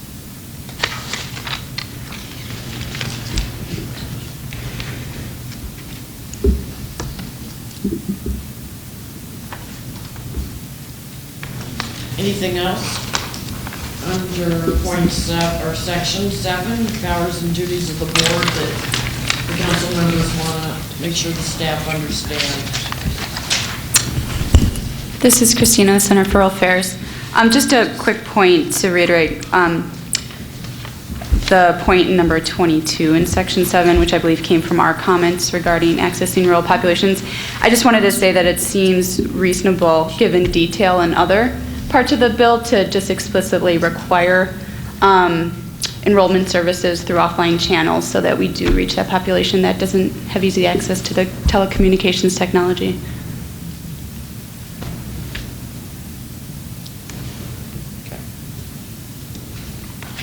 All right, let's move on if we can to section 8. That's up to. Oh, sorry, go ahead, I'm sorry. Sorry. I just wanted to highlight, it's Amanda with Montana Small Business Alliance. Number 19, I think, is really key about making sure that this exchange system works for small employers. And it's not, I didn't come away from the bill feeling very clear about what the interaction would need to be from small business owners with the exchange in terms of, so if I'm a small business owner and I have 6 employees and I'm going to shop through the exchange, I tell my employees, and correct me if I'm wrong with any of this, but I tell my employees, okay, you can choose whatever plan you want in this silver level. So the goal is for there to be multiple different insurers offering plans at the silver level. So each of my 6 employees could end up with a different insurer. Is that correct? Which, if I'm a small business owner, that's an administrative nightmare if I have to deal with each of those individually. It's just like a lot of more contacts, and I think that the small businesses that I work with would like there to be one central point that they contact and interact with the exchange, and they pay all their premiums in lump sum to this entity, and then the exchange is responsible for reapportioning and divvying those out. And I just didn't come away from the draft bill with a sense that that was clear.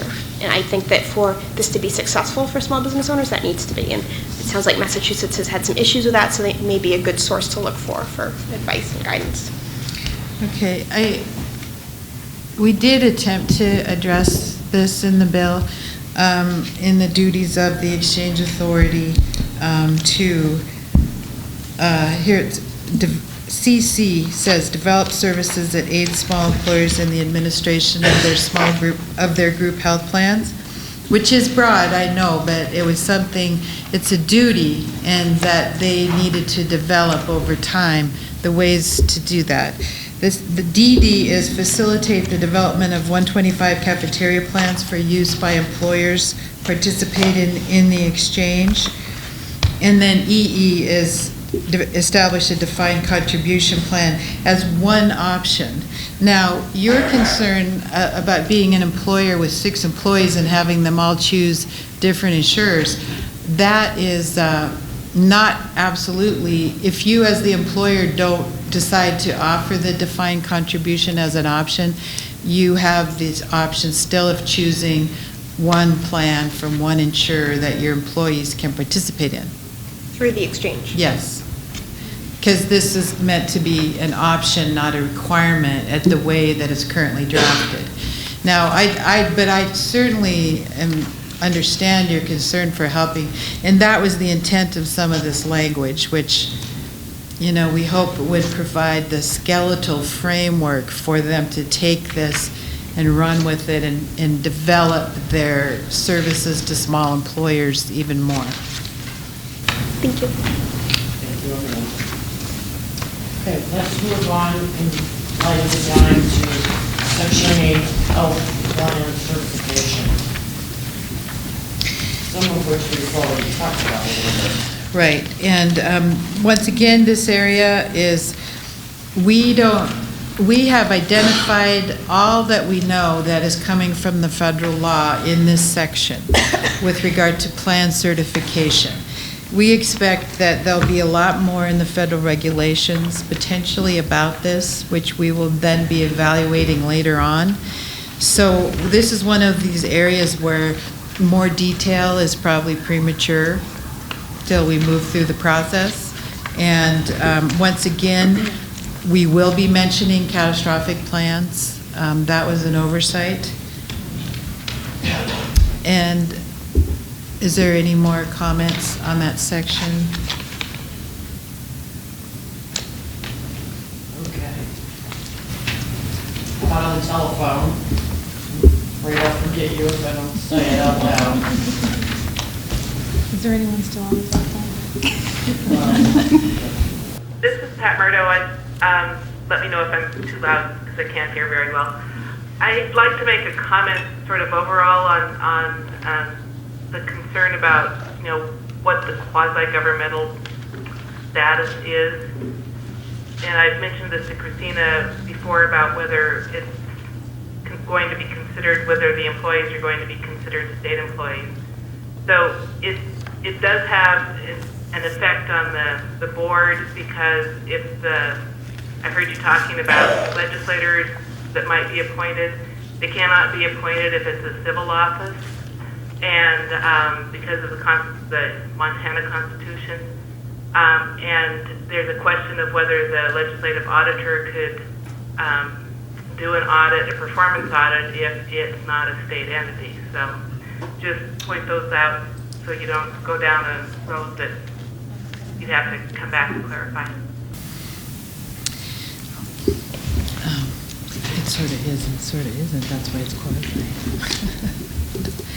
Yeah, I think that's a good point, Pat. And these are issues that, you know, are based not just in statute, but to some extent in case law. We know, for instance, that a quasi-governmental entity is serving a government function, is subject to open meeting laws and things like that. With regard to the legislative appointment, I don't they're not an appointed board member like they're a member, that member of the board is the wrong term. They, like the governor and the commissioner in the current bill, will appoint one of their staff to attend meetings. That's what it means. It doesn't mean member. Right, like the liaisons for state funds that Representative Hunter mentioned, it specifies in the statute that they are non-voting and just liaisons. So maybe that word could be used. Mm-hmm. Okay, that's a good suggestion. Very good. Thank you. Okay, so are we moving? Advisory Committee, Section 9.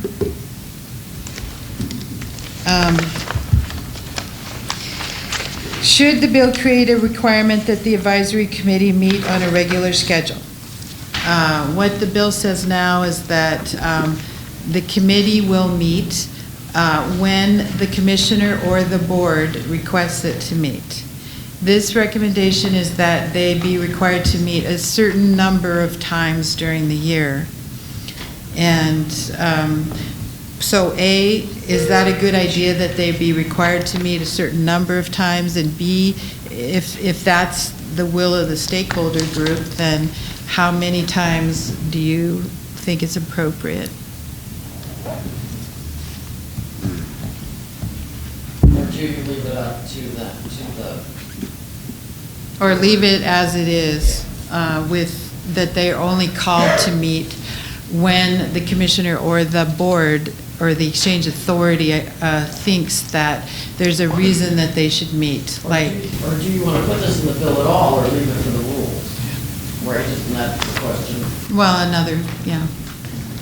I guess my comment would be, I think at least an annual requirement, at least once a year, but also at the call of the commissioner or the board. And it seems to me if you're going to have one, you have some responsibility to make sure you're actually getting advice and taking advice from these members. So.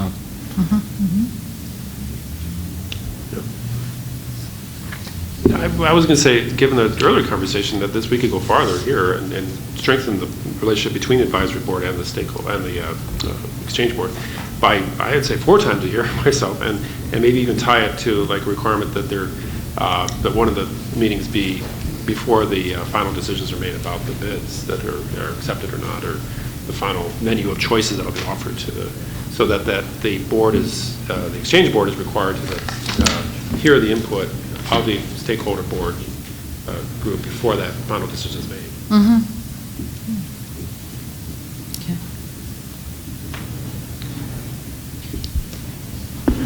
Kim Abbott with the Human Rights Network. I'd just like to back up what David said. I think that if we're counting on this advisory committee to be the true diversity from across the state, from a lot of different perspectives, it sounds like, the board, for obvious reasons, needs to have specified expertise in certain areas. And so if we're counting on this advisory committee to show the diversity of Montana and show the real inner workings and the way this is playing out on the ground as we develop it, then we should really strengthen that relationship and have shared information. The advisory committee should be getting a lot of the information on the outcomes. If we want the insurance exchange to be driving quality in the state, it should be sharing information. The board should be sharing information with the advisory committee and vice versa, and it should be required. So. Hi, Lori Francis. I agree with both of the last comments. I think that if we're going to keep the board to 7 to 9 people, especially as we talk about conflict of interest, and I understand the meaning of that. However, a lot of people providing and receiving care then therefore have a conflict. So I think the more expansive the advisory group is with an opportunity to feed the thinking of the board on a very regular basis would be outstanding. I don't know why we wouldn't want to know. So.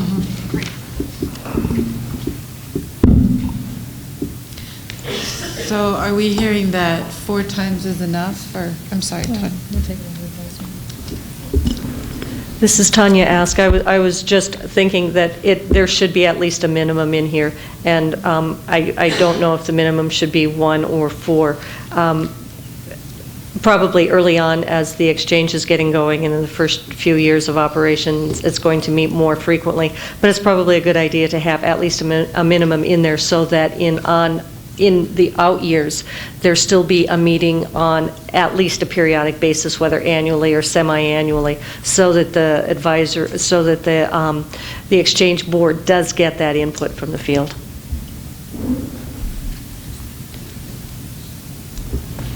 All right.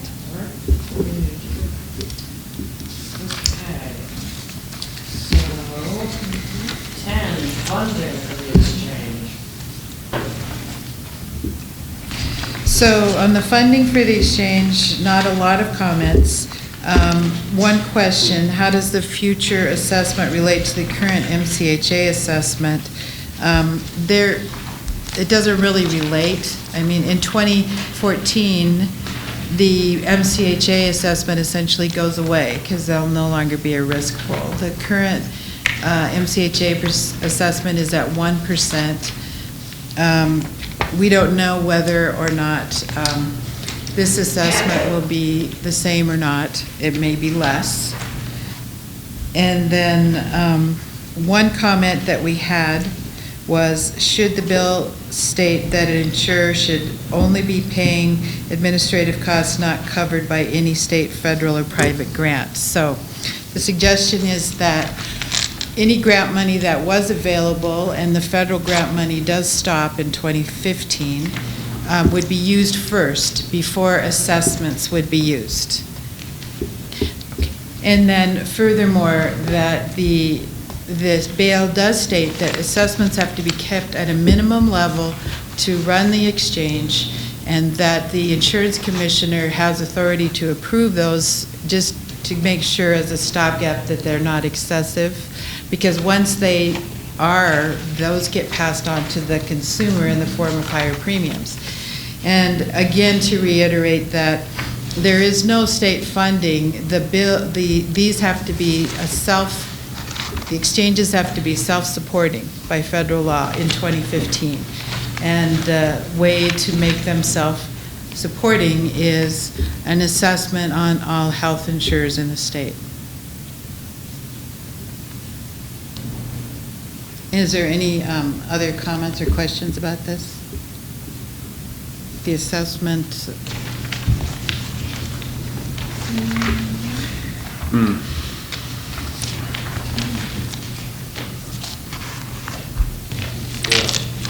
All right. Are you assuming that the current MCHA assessment will just automatically transfer over and be applied to these? No, because the way the MCHA assessment is defined in terms of the high-risk pool and totally, that will be, I assume, repealed along with the rest of that chapter at the time that that entity is dissolved. So there is this would be a different issue, a different animal. Yeah, that was my next question. The high-risk pool is going away in 2014. Not necessarily so. I can see where that would continue on. I mean, given ACA the way it is now, it would seem obvious that the risk pool will go away, but that events between here and there may True. If the law changed, then that may change as well. And of course, we haven't made any judgments with regard to them now.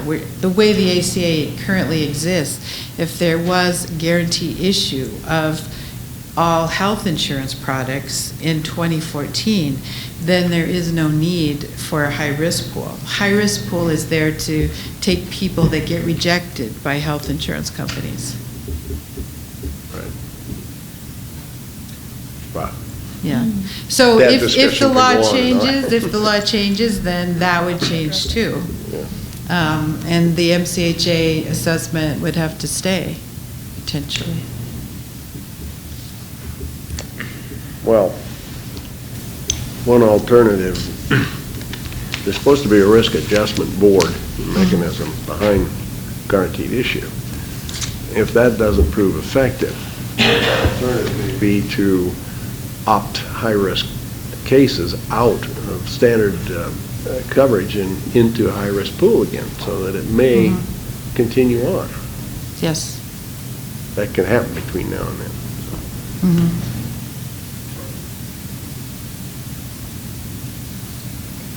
So, section 11, required reports on page 10. So the comment here was, should the bill require a report on adverse selection in the annual report in addition to the 2012 report? Right now, there's a series of issues that will be examined in 2012, reported on in August of 2012, to be used in designing legislation for 2013. Adverse selection is how to prevent adverse risk selection inside the exchange is one of those issues. This commenter suggests that that issue should be studied every year going forward, and because truly we don't know the lay of the land with regard to adverse selection until after the exchange starts issuing coverage. I mean, it'll be 2015, 2016, and before some of that could become apparent. So this is an opportunity to put it in the annual report. Any comments? I think that's a great suggestion. Okay.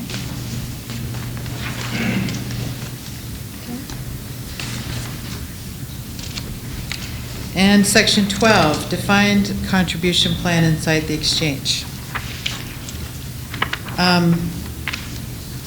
First of all, there was a question, is there a federal requirement for establishing a defined contribution program in the exchange? There is not a requirement for defined contribution per se, but there is a requirement to offer an option where employees get to choose a plan within an actuarial tier of coverage. That is an ACA requirement, that one of the options be that the employees get to choose their own plan within a tier. So bronze, if the employer chooses bronze, or silver, whatever the employer chooses.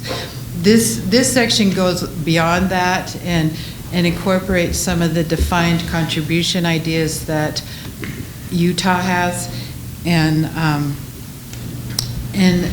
Mr. Kendall made some very good suggestions. That's the comment that we're going to discuss about how we could use a flat fee in the defined contribution arrangement as opposed to a percentage, because a flat fee is more, in many ways, more attractive to employers. And the way that that can be done, and I'll speak very briefly and let him talk if he wants to, is that you have to worry about age discrimination and whatnot with a flat fee. But if an employer agrees to a composite rate, basically that their young and old employees are going to pay the same rate, sort of like some of them do now, not all of them. If they agreed to that, then there's possibility of doing a flat fee. I think that's what you were proposing, David. So, yeah, as I understand it, and this is kind of actually beyond my expertise. I was hoping the insurers might be able to kind of also respond to this. But the idea would be, I know this is how the Connecticut Business Exchange works, where they allow the employer to sort of continue what they currently do, which is that when you get a price in your small group plan, basically it's per employee, even though it's adjusted overall for the size of the group, for the group, for its age and health conditions and so forth. And then so you pay, so the employer is essentially seeing a per person rate. And we could do the same thing in the exchange, I think, while allowing employees to choose. I know it's complicated maybe a little bit, given as a different way of doing business than we are today. But it seems like the more we can get the business practices to be similar to what we're experiencing today, and to still achieve the goals of having an exchange, and I think it's probably easier for employers to do it. Having said all that, this is a pretty complicated little subject, and maybe this is a level of specificity that doesn't, could be put into a study, or, could be put into a study. But one thing that could happen here, I'll just say, right now the bill does say percentage. And what we could do is go back in and take that out to leave it open for later development, what the employer contribution would be. instead of tying it to one or the other. I would support that because, David, your comments about percentage and for the small employer that is difficult for budgeting purposes and so on, and it's not something they're dealing with today necessarily, so take out the word percentage and put in that they're contribute a certain amount or some generic term that doesn't limit them to a percentage or to a dollar, but rather something like a study. I think after the study you'll find the dollar amount is probably more appealing, but yeah. Well, it has to be what's legally feasible. This is Tanya, thank you. One other comment, David, I think there is a way of doing what you're talking about, and it seems as though Utah has done that by virtue of a mechanism for being able to set a flat fee as opposed to, and it is done by actually rating the group and then doing some other machinations. But the other consideration for having the possibility of a flat fee is to the extent that there may be employees who fall outside of the regular realm. For instance, part-time employees, if it's a small employer who only has a limited number of part-time employees but still wants to make a contribution, this would serve as a mechanism then that would allow that contribution to flow through the exchange, allow the individual to purchase coverage via the exchange option. So I think the flexibility is a good idea. Todd Lucine with Allegiance. I do support the idea of the flexibility as well as, the flat dollar or a certain percentage or a certain amount, I guess would be the correct term. I just wanted to sort of also note that in some of the micro groups, I'd say 15 employees or under, composite rating sometimes equates to larger rate changes from year to year. You lose an employee who's in their 30s, you hire an employee that's in their 60s, and your new rate is now combined with a higher level of, risk associated with that group. So I think that, just flexibility is good within the bill, and then the exchange board and council can flush that out, but we may want to limit that to group size.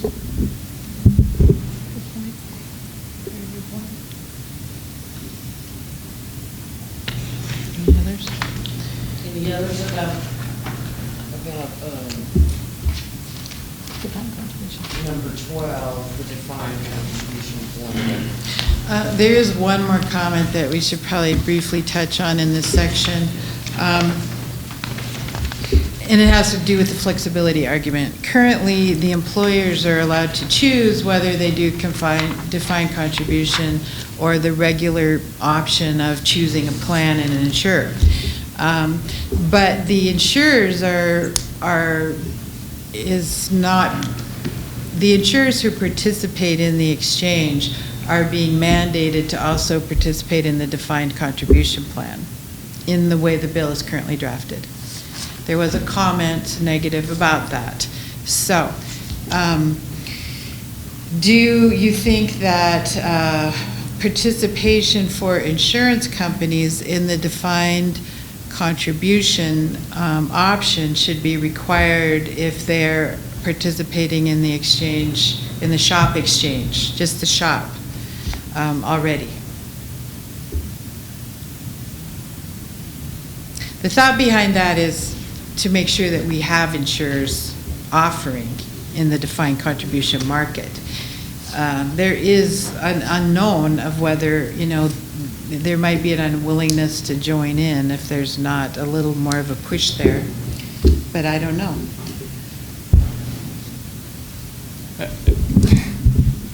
This is Todd Lucine again. I certainly think it should be at the insurer's option in that, it is their risk that they are taking on. It's their risk pool that they're bringing these folks in. And one of the aspects of knowing that an employer is going to choose a plan with you and you have looked at that and given them a rate, or they've chosen a tier and therefore have a rate, is that you know that you're going to get all of the employees underneath that plan, which helps you in managing that risk moving forward and, in communicating with the employees and the employer and so forth, and making sure that the plan administration is there. That being said, I do think it should be at the insurer's option to be able to offer into both of those or only one. Okay. Again, it is their risk.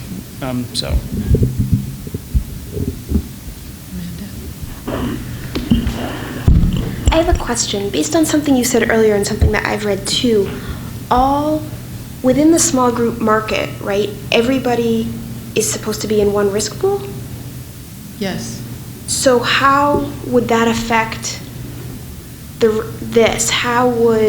So if everybody in a small group market... Not everyone in the small group market. Everyone in that carrier's small group book of business. Right.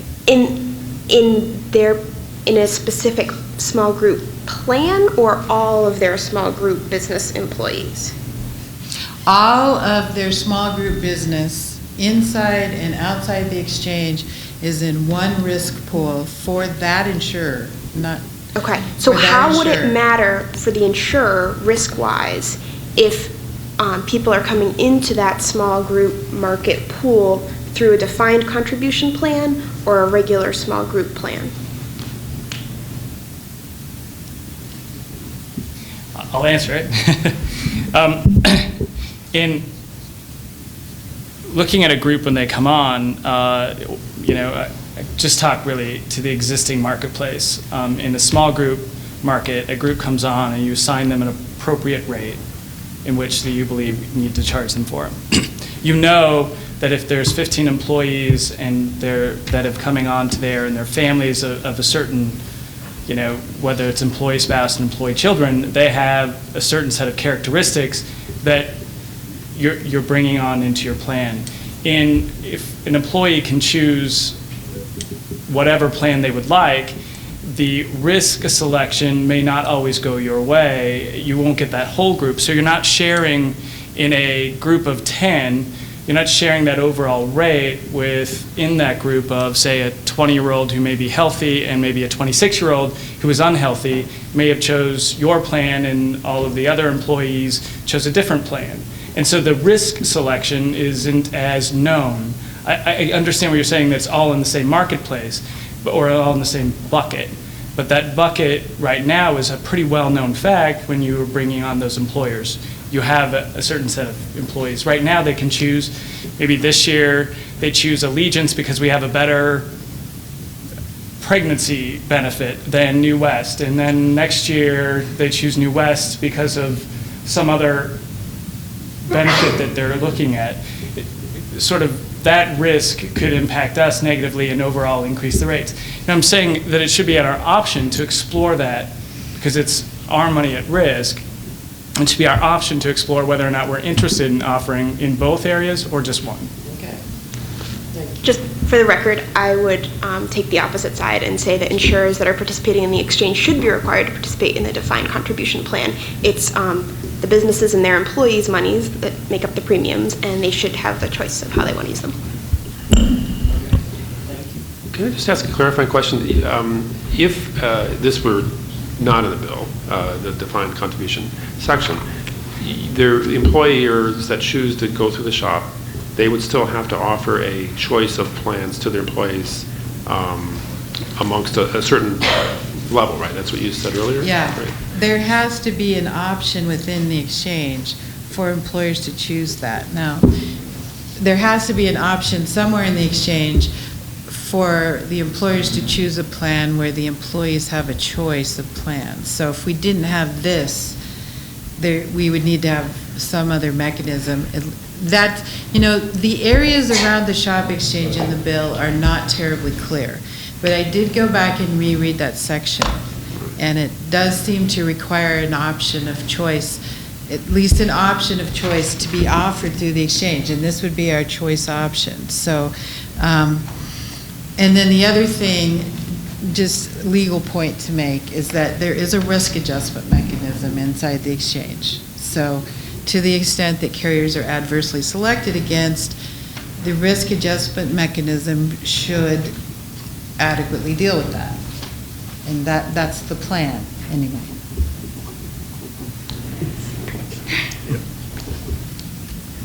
Anything else about point number 12, section 12? Anything else you wanted to share? No. So we're getting close to time, and we're on the last section. 13, which is big one, health plan requirements inside and outside the exchange. Page 7. Okay, so there's a lot of questions, not questions, about comments and suggestions, I would say, about adverse selection, have we done enough? And I acknowledge at the outset that this just begins to address the issues. It just begins. They're going to be studied, it's going to be added to later. We just don't know the universe here. And, but we will talk about one suggestion that was made, which was insurers are prohibited from offering health plans this is the suggested language to be added. It's in D. It's in D, sorry. In italics, underlined. Insurers are prohibited from offering health plans lower than the silver level outside of the exchange unless those plans are identical in every way, including rates, to plans offered inside the exchange. And I think there is a requirement that plans have to be rated the same inside and outside the exchange. However, that doesn't prohibit them from designing plans somewhat differently, maybe both silver, inside and outside, and rating them differently because the benefit plan is different.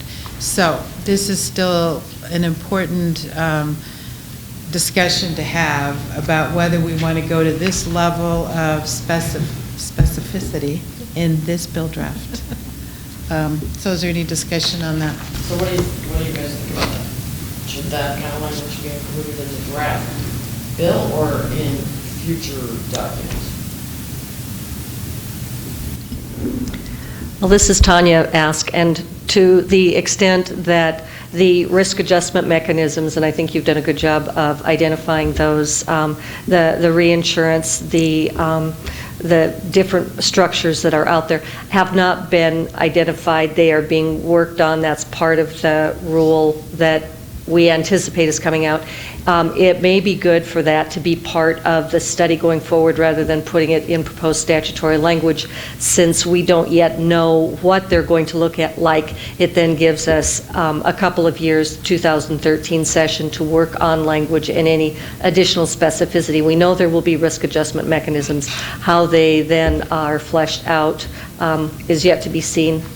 We'll get what HHS says they want them to look like. We'll then have the ability to adjust those as they should fit with Montana, but allowing the exchange board to work on a study of those things as more specificity comes from HHS.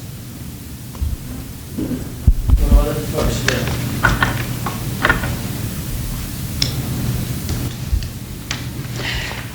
This is Kathy. My thought is that that language is too specific at this point, because even when you go back and think about mandates, Montana has a mandate for autism, and if that is not considered, especially at the level that we are covering it, if that's not an essential benefit, then it's going to be very hard for an insurer to offer autism outside the exchange and offer the exact same plan in the exchange with those same exact benefits.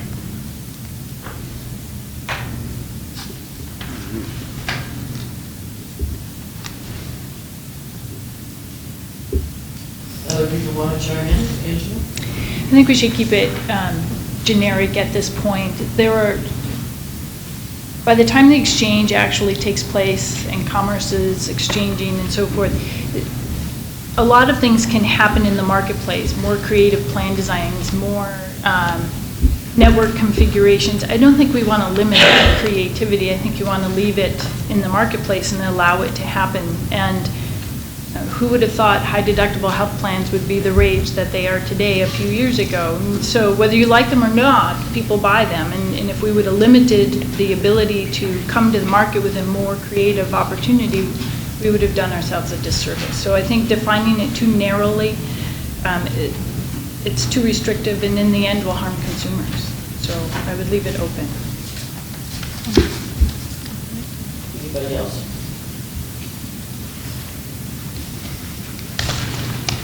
Christina, any other questions you want to pose to the group about?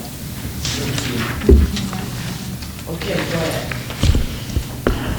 I guess we like the language. We think that it's important to keep things on the inside of the exchange and the outside of the exchange equal for the reasons that we've talked about in terms of why high deductible plans are all the rage.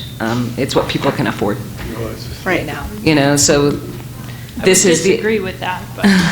Well, we can disagree later on. It'll be fun. I think that you know, for what it's worth, we like the language and hope that it stays in. As much as I hate to disagree with Tanya Ask. Is that an important call? This is Kristen Nye with grandbaby, I know it does. ACS CAN. I have to agree with Kim. Our organization actually made the offer that, we think this is a compromise, actually. I mean, we would prefer that there would be no plans offered outside of the exchange. So quite honestly, we feel, given who I represent, the sickest of the sick, that this is a good compromise. And that's the whole idea of the exchange. I second what both Kim and Kristen said. I do as well. I support it also. Great. All right. Anything else about the bill you want the staff to consider? I meant to bring it up during the reports, and I'll be brief. Okay, what page is it? Section 11. Well, both. It seems like there's quite a few important things that have been brought up today for reports, and I guess my organization would offer that there's no need to study whether or not the two should be, the individual and the small group should be combined. We don't really have a big enough market in Montana not to. And is that really a good use of our limited resources here to study? Shouldn't we agree as an advisory committee to you that that shouldn't be studied so that those funds can be freed up to study something more that needs to be studied, if you look at the market? Well, I think that's a valid point. I might just add that to think about that there are other issues to identify in that discussion, like what does it do to rates? What does it do to the current marketplace? How, if you were going to do that, how do you transition it in with as little disruption to rates and marketplace as possible? I think the carriers might have something. I mean, you're combining two very different markets, because individual and employer group, even small employer group,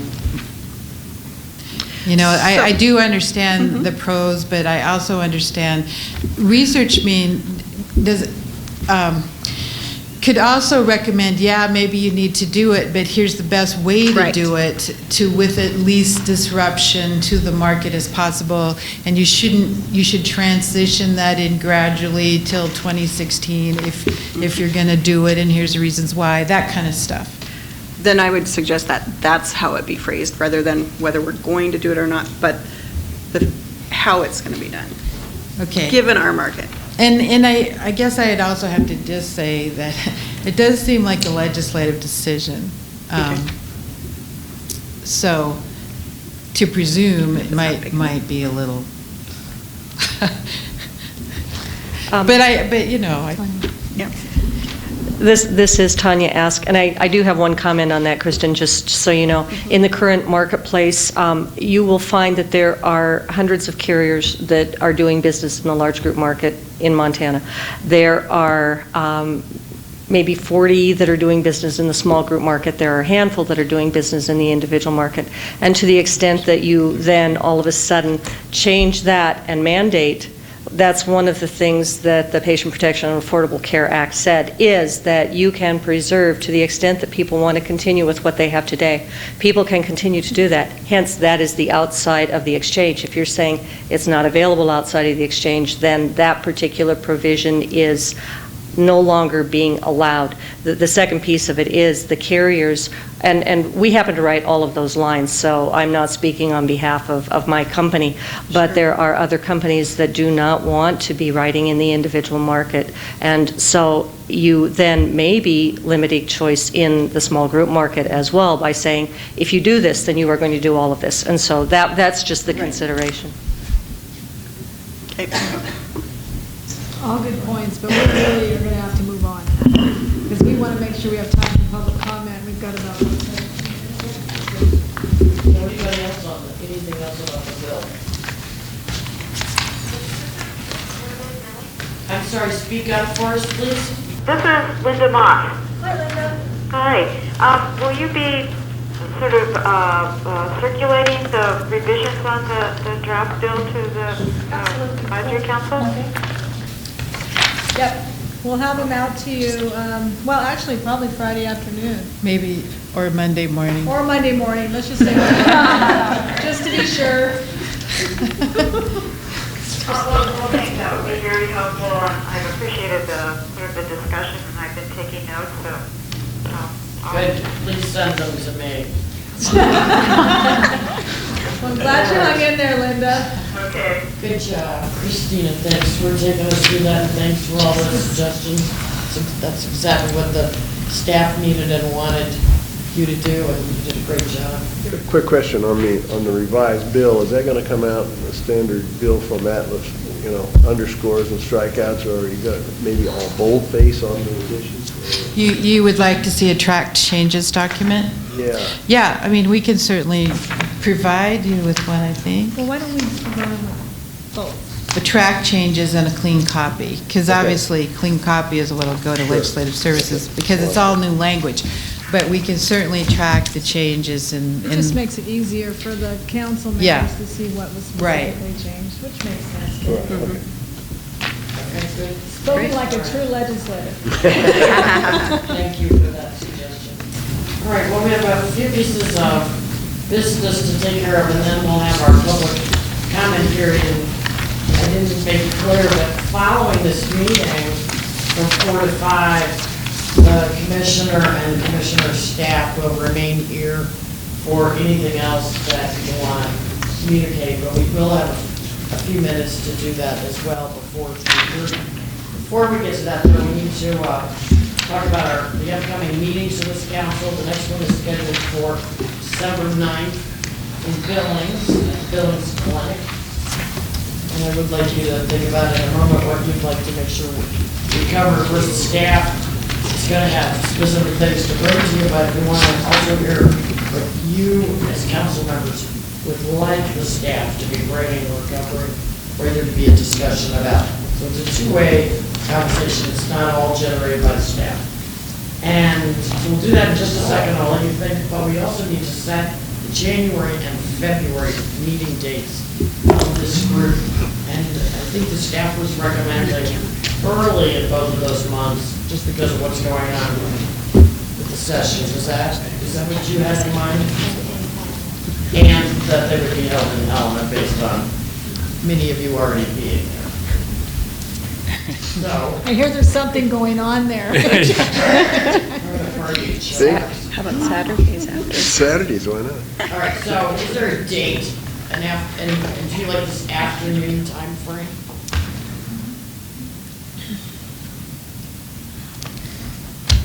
All right, so would somebody throw out a date in early January you'd like to propose? Well, I guess I just have a question. I mean, I'm sitting here all of a sudden realizing and understanding that, whether it's the first week in January or the second week, and pick a day, Monday through Friday. The majority of us may be at the Capitol. And so, does it make sense to try and do it like in the early evening, or do it on a Saturday? I mean, I'm just asking if that's just throwing that out as those two options out there as ideas. I mean, it's just food for thought. We're trying to provide as many opportunities to get as many of us together, and we realize that those 2 months are going to be extremely busy for so many of you. So Not to say I want you guys to give up your, we would like you guys to give up your Saturdays in any way, shape, or form, just that we're being flexible and. Yeah, that's we're something trying to that be would flexible work. for you. Yeah, for you. So based on that, somebody make a suggestion. The Saturday meeting, and particularly early on, we're going to work Saturdays, but we'll be very limited in our schedules, so a Saturday makes some Okay, so sense I'll from the just legislative Get perspective. the ball rolling. How about Saturday, January 8th? I would imagine there's no session, though. Yeah, I would imagine you'll come in and say, hey, and get out. About that, yeah. Sign in, please. Yeah. So we could do it upon adjournment and then. That'd be a good idea, is do So then an upon those who are adjournment on ready to Saturday, the 8th. Might be able to get capital. Great. And then we could actually probably have the meeting at the Capitol. Sure. And This is Pat Murdo. You have to check with the, I think it's the Sergeant at Arms, to see if you can reserve those rooms. We can't reserve them at Legislative Services. so do we contact the current Sergeant of Arms or the incoming Sergeant of Arms? I guess this is the incoming. So when will we know that? Probably before the end of this month. Okay, well, we can do that. And how about, November 17th. in worst Yeah. case scenario, we could get a building that was within a close Yeah, walking distance. but I can't imagine that they wouldn't like us. Okay. All right, so January 8th, Hopefully. can we also talk, How do we, excuse me to interrupt, but how do we, our non-Helena people, how do we know when this is going to occur? Oh, that's a really good idea. It's like, so we're just 2 hours, it's zip over. I was just curious. when is it upon adjournment? Well, typically okay, at that well, time? okay, on the first Saturday, I'm just gonna throw this out there, probably on the first Saturday, you would come in at 8 o'clock, sign in, adjourn, and leave, and so, I mean, potentially, 9 o'clock would probably be a safe time. I think they'll let us sleep in. Yeah, the last couple of sessions, those first 1 or 2 Saturdays, we didn't even meet. Oh, you didn't? So we could probably say 9 o'clock? And if a couple of you were, down the hallway, you could show up a few minutes late? Yeah. Okay, Would that work? Yeah. Should we say 9 o'clock then? okay, and I would like to not decide the ending time, not thinking that it's gonna go late in the day by any means, until you decide what it is you wanna do and accomplish. For sure. As opposed to squishing the meeting into whatever hours or minutes are available. Okay, can you do the same thing with February, please? And again, were you thinking early February might make sense? Now you're it's getting tougher. Yeah, February, Set February and December. Can we set February and December? Is that too? Well, you can, but it's up to you. Would you prefer to set February's meeting in December, or do you want to try to do it today?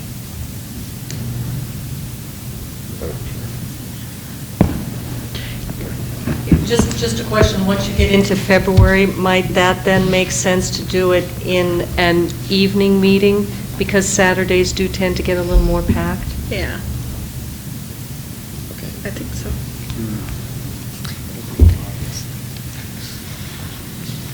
All right, what's the first week in February? First week in February is, Tuesday is the 1st. Friday is a Saturday. Yeah, we don't want to do it on Super Bowl weekend. No. That's Super Bowl. we're doing on Friday. And I can't do it Tuesdays or Thursdays. Okay, how about a Monday? How about Monday the 7th? Sounds good to me. Sounds great. It's not set in stone. It's pretty set in stone, but, we'll only change it if we have to. Monday the 7th. In the evening? So, yeah. And should we say early evening? Yes. Yeah. 5. / late out, like 5? Is that feasible? Okay. 5.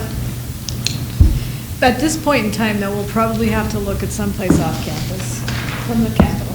Okay. Because some of the legislative meetings tend to start running a little later. And I don't know, it might be tougher to get a room. I can find a room. Okay, very good. All right. Plus, we want to spread it around town, So if the council members have a meeting evaluation that I want to draw your attention to, it's great. And I also want to invite people from the public to say something they would like to. We don't have very many minutes available, but you do have our complete attention. Oh, that's not going to go across there. So I'll have you come here if you would, please. Anybody like to make the council aware of any feedback or suggestions or? Yeah, do you want to just scooch over to that chair over there? And thank you. Thanks. Okay. Well, that's going to have to get on camera. For like a couple of minutes, Travis? I won't even take that. Hold it. Yeah, here. I'll come sit next to you. My name is Travis Hoffman, for those of you who may not have caught it at the beginning of the meeting. I just want to make a comment, and I'm not sure exactly where it would land in here, but I'm thinking section 7. And it's kind of in reference to the single point of entry. I really like that idea. And not so, it doesn't so much have to be a single point of entry as maybe a no wrong doors kind of approach. It really ties into some of the other aspects of healthcare reform that the state could benefit from, such as the balancing incentives payment program and the community first choice option for Medicaid and those types of things. And I really like tying that kind of no wrong doors thing into not only the exchange, but also into Medicaid and Healthy Montana Kids, and kind of developing more into that no wrong doors thing. I think it would be wise to kind of build into their kind of a SHIP kind of program, to where if you go to this no wrong entry, you're educated as to all your options based on what your experience is, whether that be your best option be in the exchange, it be in Medicaid, or it be in Healthy Montana Kids. So I think that's the only thing I really had to offer from what I heard and read today, and I thank you all for holding this meeting here. Thank you, Travis. Those are very good comments. Thank you. Would anyone else like to speak to the council?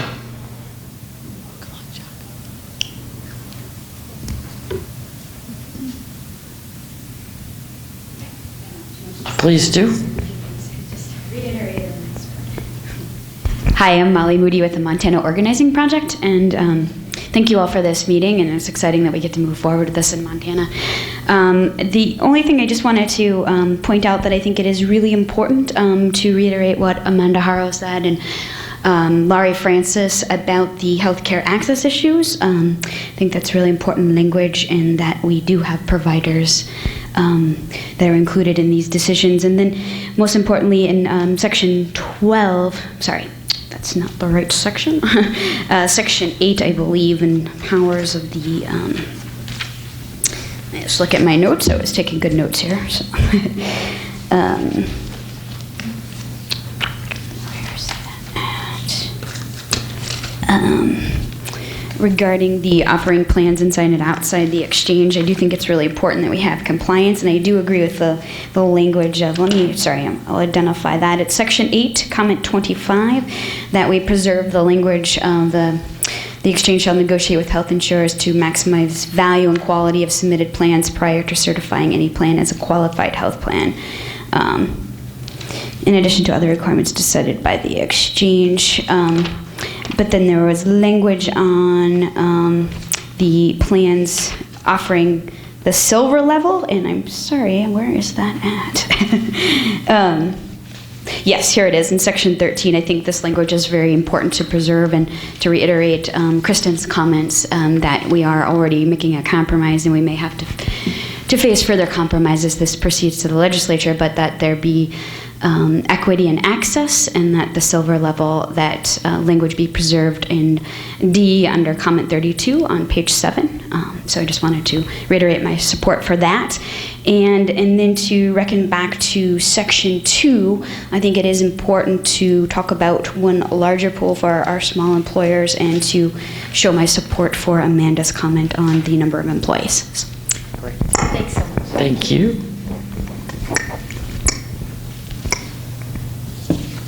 Further comments? Others?